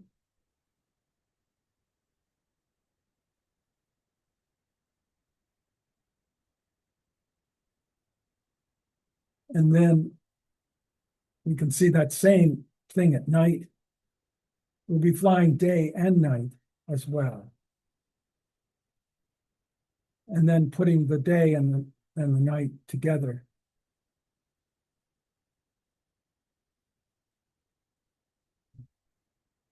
And so on. And then infrared, we'll have infrared, we'll have LiDAR. We haven't even used the LiDAR yet. This is just showing you the infrared image. Here's, again, one of these strange 360-degree views. Our idea is that we'll create a tool that will allow users to do exactly this on their own from the data. The data will be raw. And Hey, David, yes, can we ask a question? I think someone has a question. yeah, sure. I know you're a collector, but you have like a lot of maps, a lot of the historical maps. And I'm just curious if you had to buy all of those, or if you like borrow them from museums. I'm not really sure how that works. So how did you get access to so many? Like, Wait, Did you hear that, David? Could you summarize it, please? How did you get access to so many maps? Did you borrow them or did you buy them? Oh, no, bought them. Bought them. Yeah. Yeah. Yeah. And then given to Stanford. Yeah. No, I'm a serious collector, every day. There will be a map arriving today, I guarantee you. And it goes on. So I'll finish up on this and then we can do questions because I know we're hitting up on the hour. This nighttime, and then the Sunset Dune Park. See the skateboarder fall? Anyway, this is what we've shot already in the sunset, and then we're going to expand it to go all the way to 19th Avenue. David? Yes. I'm sure you're familiar with the book. I can't recall the name of it, but the idea that is it still a math if it duplicates reality? Oh, yeah, absolutely. Yeah, I have a very broad view, Tom, as you know, of what a math. Yeah. And yeah, that's what we're trying to do with this, is to kind of push the envelope quite a bit. Yeah. After we've done the whole sunset to 19th, then we want to expand out and do the whole city. That'll be the goal, is one long sweeping bridge going across the entire city. You can imagine all kinds of problems with drones and high rises and hills, but we think we can solve those. So that's it. And that's a summary of sort of where I'm at. And I think Tom hit on it. Maps to me are multidimensional, multi-time period. They're basically just a way of seeing and a way of thinking, spatially, seeing spatially, thinking spatially. So I'd be happy to take any questions if you have any. Well, first of all, yeah, thank you, David. I'm going to give you a round of applause. That was just that's terrific. So yeah, I've got a question here, Sayer. Yes, you showed how on your website you have the ability to compare certain old maps that were GIS mapped or satellite data. I'm just curious if there's any way to compare various old maps that have GIS map data with like in at least American maps with like different USGS survey maps. And when I saw like the different that stitched together map of the German survey from the 19th century and also Egypt. I was wondering if that's been attempted with any USGS maps of the United States and various points. So have you? Have we done that kind of knitting Yeah. of USGS? Yeah. A little bit, but not in a huge way. The USGS maps could all be done quite easily because they at least the 1 to 24,000s are all the same scale. The way to do it efficiently is to do it in GIS. But that's a longer discussion, but that would be a great thing to do. It would be very helpful. The USGS does make available its historical maps. They've been very good about that. There's a whole site that you can access. And we have quite a few of them in the collection, but they're more just sort of representative of, different time periods and so on. Yeah. Other questions in the room before we? Yeah. Santiago. Hi. I don't know if this is a question as much as just like a collection of impressions, but seeing your collection, I've started to have this idea that maps are like they're like an X-ray vision of sorts. Like it's just like here's a different way to look at the world if we could see like plant names, or if we could see like borders, or we could see whatever. It's kind of like what if we had different eyes. And then it was something that really stuck out to me is all the like ecological maps, like the Humboldt one, like they look like world building projects. Like they look like a Middle Earth or Lord of the Rings type thing. Like they really look kind of like art pieces. Of the sort that I only see, in that, those kind of like world building projects, but applied to the real world. Anyway, so yeah, that's my birds. This is really interesting, really fantastic. That's it.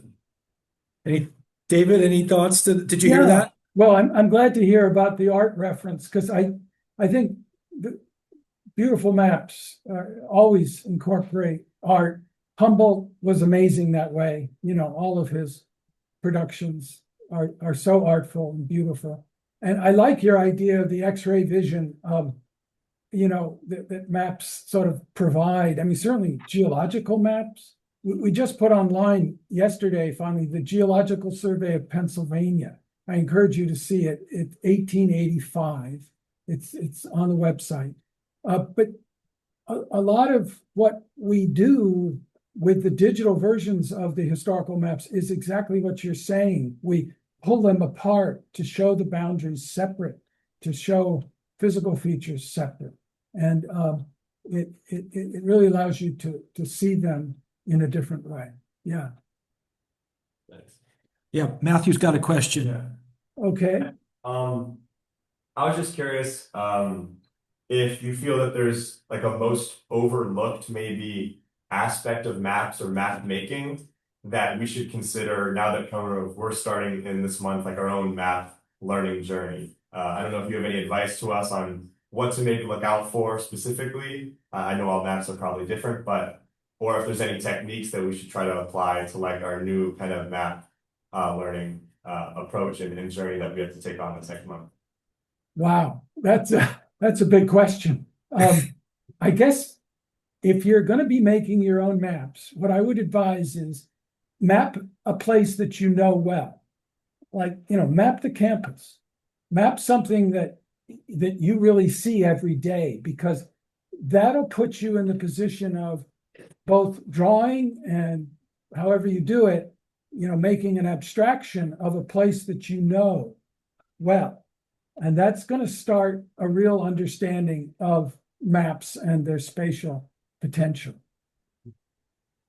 Thank you. And I think there was one other aspect to it, like even as a student of maps, not necessarily a map maker, do you have any advice for people who are wading into being a student of maps? I mean, the AI, it comes to my mind that the AI tools make it easier to consume more and learn more. But I think that was what part of his question was now approaching maps. I see. Yeah. Okay. Then Well, yeah, definitely use the AI tools on my site.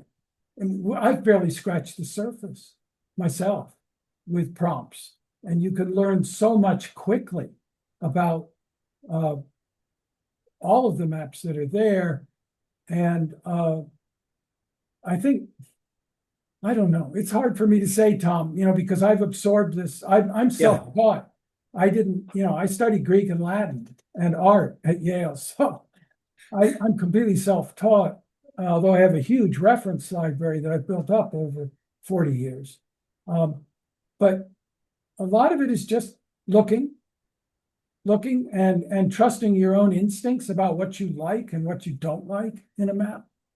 Because there are maps that, it's all in the eye of the beholder, but there are, in my world, there are maps I like, and then there are maps that I don't care much. So yeah, using the AI can really help. Definitely. It's a couple of thoughts, David. I encourage the students, just this morning, to use AI because I think it makes you go faster. And Google Lens is a great tool and appended to Gemini, or I use Perplexity as well. The other thing that they're going to get from me is a framework that I have for analyzing maps. I'll share it just real quickly. There's 4 questions: who made it, who paid for it, what was the audience, and what was the question, and then I have 5 more things. What's the logic that it was created by, meaning what projection? What's the system of collecting data? And then how was estimation achieved? What's the design? And then what are the iterative aspects of it? That's my framework that I encourage them to use to study. Yeah, that's excellent. I like that. I'll be thinking about that today. Good. We've got people on the. Did you have any questions, Raphael? You good? Yeah. One more student question, and then we're gonna. Yeah. Okay. I'm just a little curious on the specifics, I guess. Who do you buy them from? Because I'm interested in that. So the other ones I've been able to find is in an antique store. So do you buy them from other collectors? Where's your main Great question. Who do you buy them from mainly? Can you repeat that, Tom? David, who do you buy them from? How do you who do you get maps from? Oh, all over. And it's changed with the internet. It used to be all by telephone and Rolodex in the 80s. Now it's all internet based.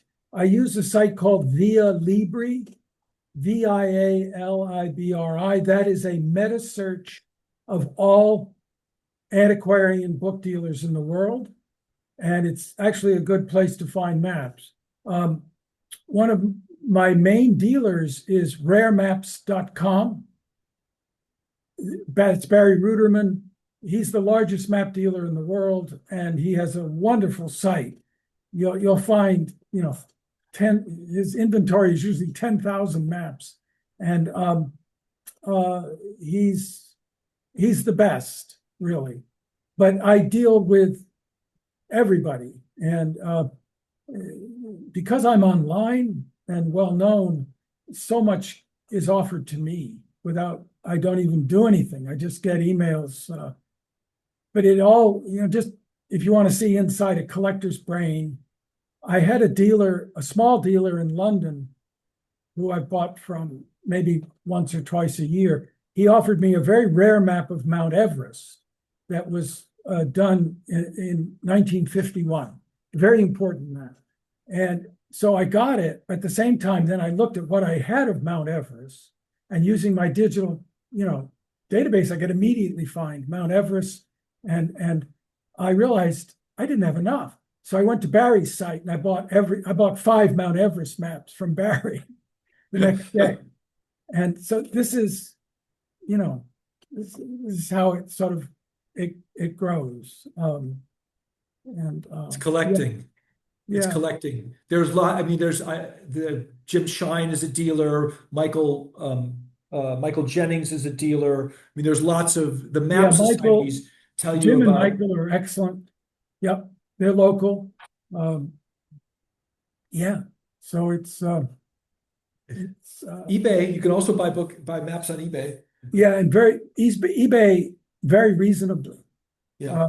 I built my whole historic pictorial map collection from eBay about 10 years ago. Yeah. And thousands of maps. And, yeah. So David, can we open it up? I know there's some people on the line who may want to Yeah, ask sure. some questions. Can you, let's see, let's unshare your screen here and we can all see each other a little bit better. Okay. There we go. Okay. Anybody online want to ask a question? Just want to give you the chance. There was somebody did ask A very something. practical question. It's like, so I do genealogy. I'm a genealogist, and so I've used your site for years now. But I don't know, like, where within your site do you do the overlays? I'm like, where is that? I hadn't seen it, but maybe I hadn't looked for it. Well, any map that you find will, in the upper bar towards the right, say view and georeferencing. Georeference this map. I see it right. Oh, there you have it. Now that's one that just went up and hasn't been georeferenced. So you'll want to, they get done in a rolling, but Got it. some of the less recent ones will, so there it is. And you can do the overlay and the compare and so on. Yeah. And you could also download the georeference map if you want to use it in your own GIS tools like Sure. QGIS or ArcGIS or anything like that. Yeah. Beautiful. Yeah. Thank you. Yeah. We had a question about indigenous maps. Have you collected them? Is that how do you think about that? I'm still trying, always trying to find indigenous maps. It's quite difficult because a lot of the indigenous mapping was not permanent. It was drawn in the sand, drawn in the soil, but there still are parts. And so we've been able to add, for instance, the stick maps. Tom, I don't know if you came to that talk, but we had a wonderful talk by South Pacific Islanders and how they navigate. Yeah, I did. How they are taught navigation. Yeah. And it's a mixture of looking at the waves and seeing which way they are moving. And then they record this in sticks. Yeah. And these stick maps are individual sticks like this and then like this. And they gave 2 of these to the Map Center, and we proudly exhibit them as our indigenous maps. They did not reveal to us how they work, and they wouldn't, because they wouldn't. Secret knowledge among their team. And but other places that indigenous mapping shows up is particularly in the early 1800s. Europeans will record indigenous maps and give a version of them. And so if you search my site for indigenous, you will see some of those come up. But it's it's hard. It just we keep looking. Are you familiar with the memory boards, Lucasa memory boards? No, I don't. Say more. Okay, so I was turned on to these by a professor here at Williams. She's an art history professor.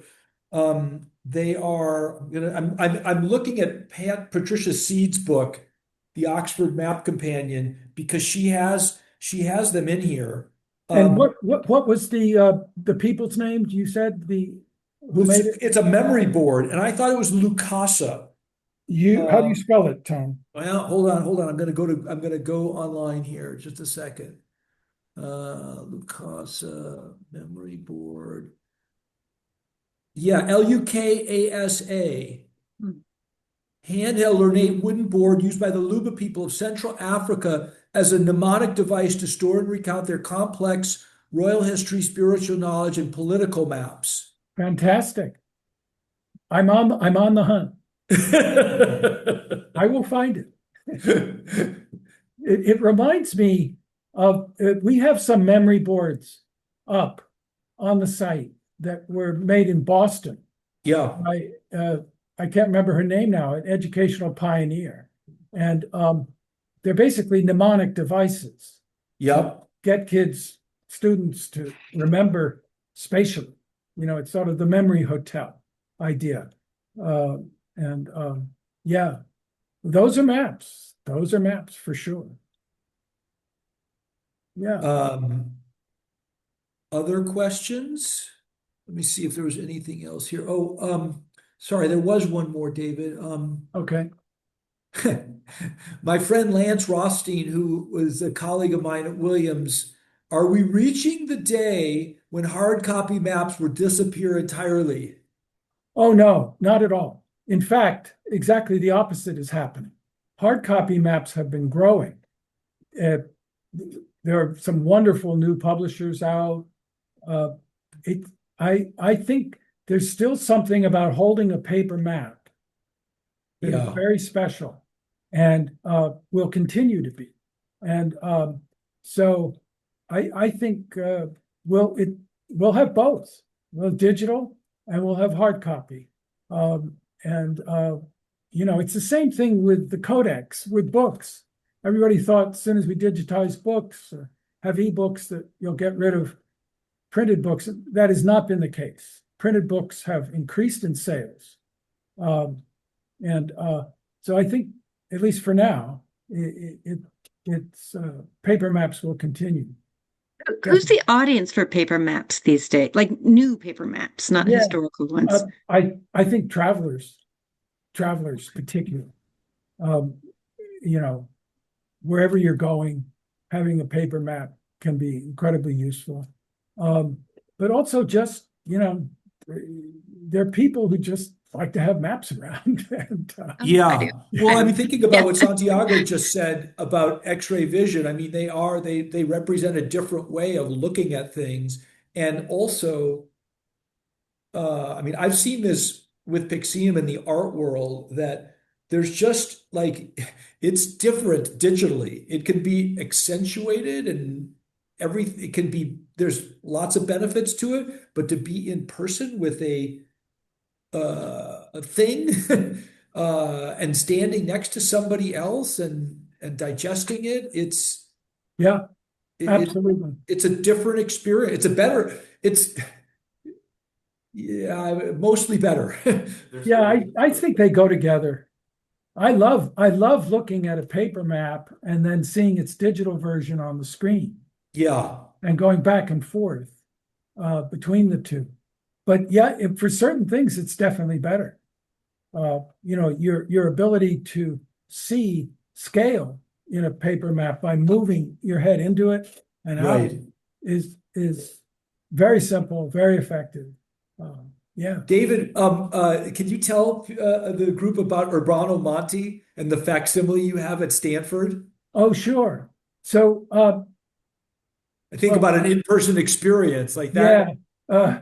Urbano Monti made the largest world map in 1587 in Milan. He was a Milanese nobleman who loved geography and taught geography, had many, many students. And he built this map along with the text that we don't have the text for it, but we do have the map itself. And here Tom's showing it. This is a 10-foot circular map of the world with a polar projection, north polar projection, very unusual for the time, but very good at giving the proper relative sizes of the continents. He drew this map. There's only 2 copies of this map in the world. One is at the Ambrosiano Library in Milan, and the other is ours. And he drew it himself. He hand colored it, and we digitized it. And then we formed what you're seeing here digitally, the composite, which he always intended to do, but he died before he could complete it. He left instructions on how it was meant to be put on a large wooden circular board with a peg in the middle to the wall, and they could be turned by hand. So we've done that at Stanford. We built a 10-foot circular version that's in Green Library in the reading room, one of the reading rooms. 10 You can foot. turn it, Yeah. students love it. And it's an extraordinary map. It has so much going on in it. You know, it's a compilation of all of the different sources at the time. I would love to know what his library was. We don't have a record of his library, but he draws on everybody. Mercator had just published his Mercator, what we call the Mercator projection, only about 1662, so 10 or 15 years earlier. And the Monte's a fabulous map. We had a whole conference earlier. I think it was earlier. Yeah, I've got the book. Yeah, and there's a book that came out on the effect of Monte's map on the world. At the time? How far? Pardon? I don't know. Beg your pardon? A couple things here. I'm recalling it's Michelle, for those at Williams, Michelle Apotsos is the professor who's familiar with the Lukasa memory boards. Okay. Michelle Apotsos, Apotsos, I think. And then we have a question from Gordon McPherson, my business school classmate. Are you familiar, David, with the Kipu knot string form of record keeping by various peoples of the Andes for accounting and other numerical records? QUIPOO.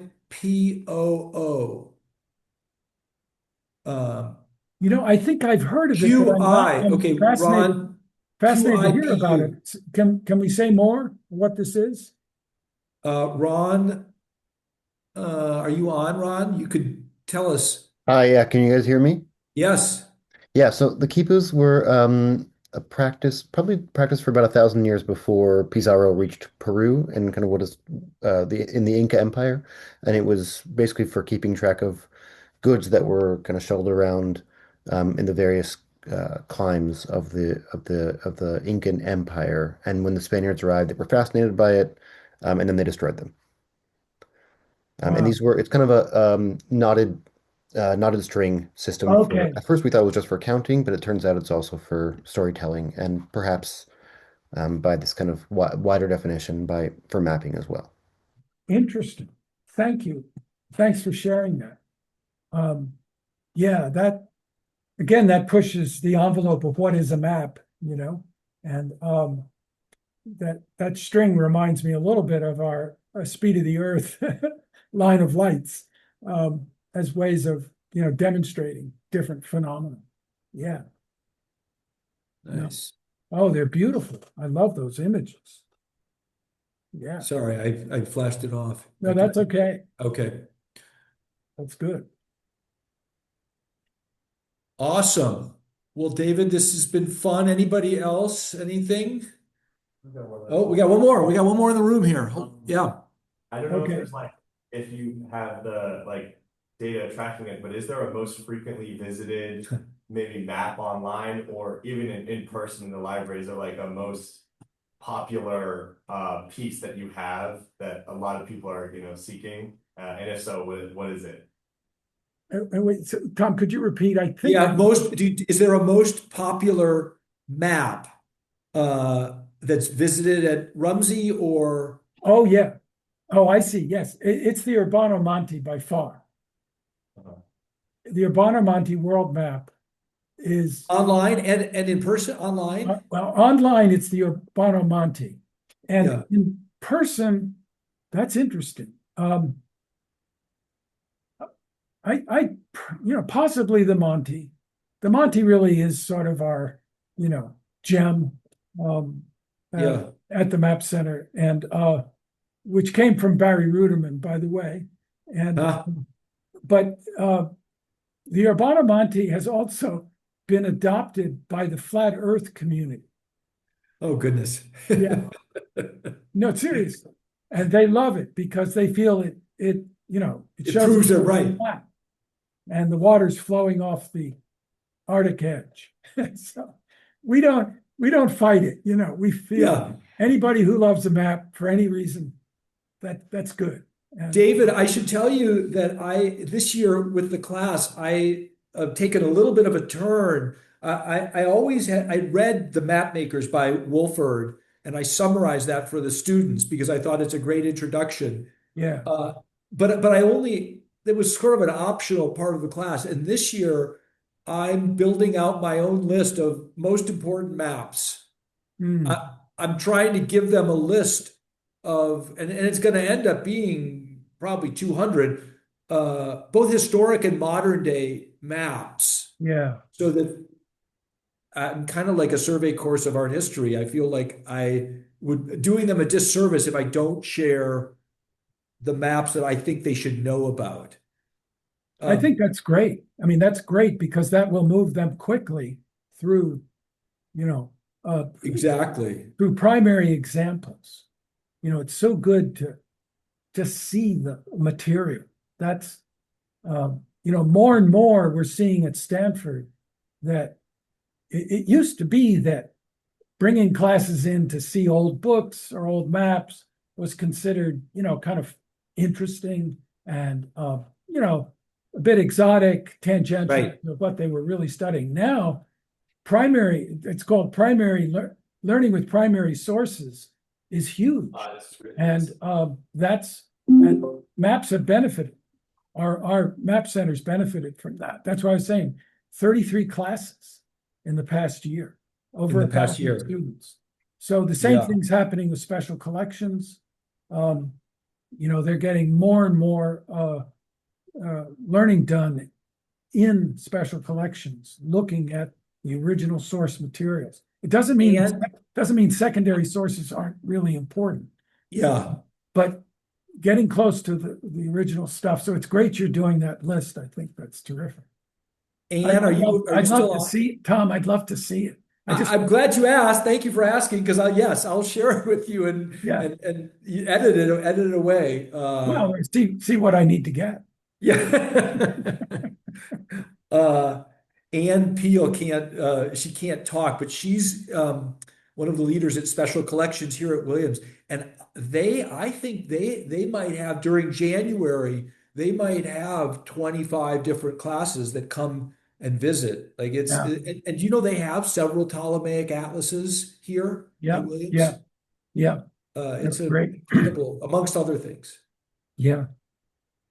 All right. Well, I think we'll wrap it up. But thank you again, David. This was wonderful. My pleasure. Really. Always. Okay. All right. Take care. All right. Bye. Take care, everybody. Bye-bye. Bye.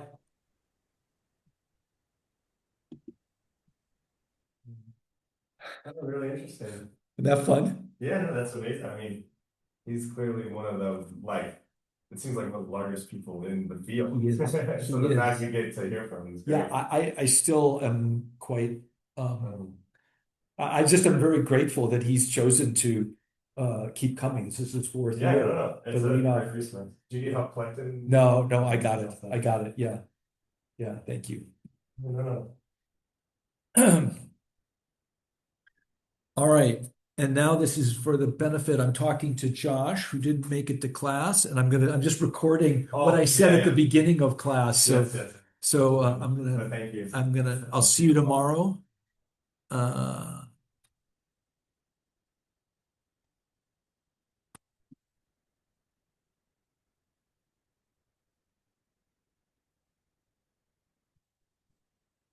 Thank you. Have a good one. Okay, take care.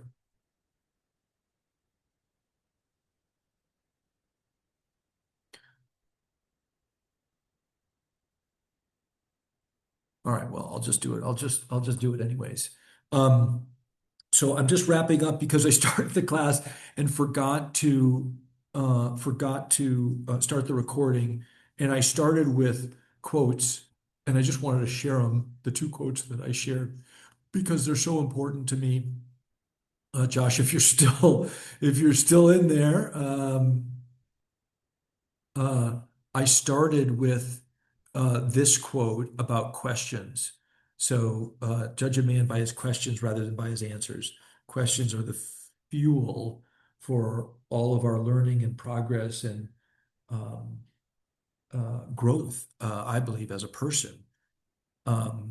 And then I also shared this unlikely person to quote, but he was a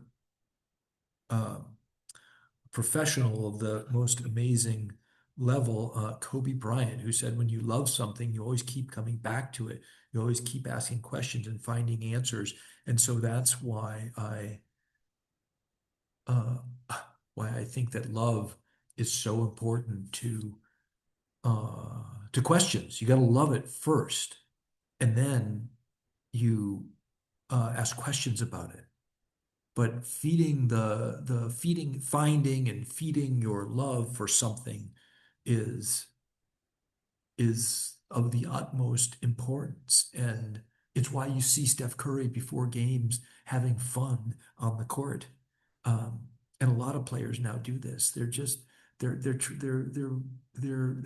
getting into their space of loving what they do. And we have to do that. We have to find ways to love things, and then you ask questions, and then you grow. Okay, so that was it. And now I'm gonna end the meeting.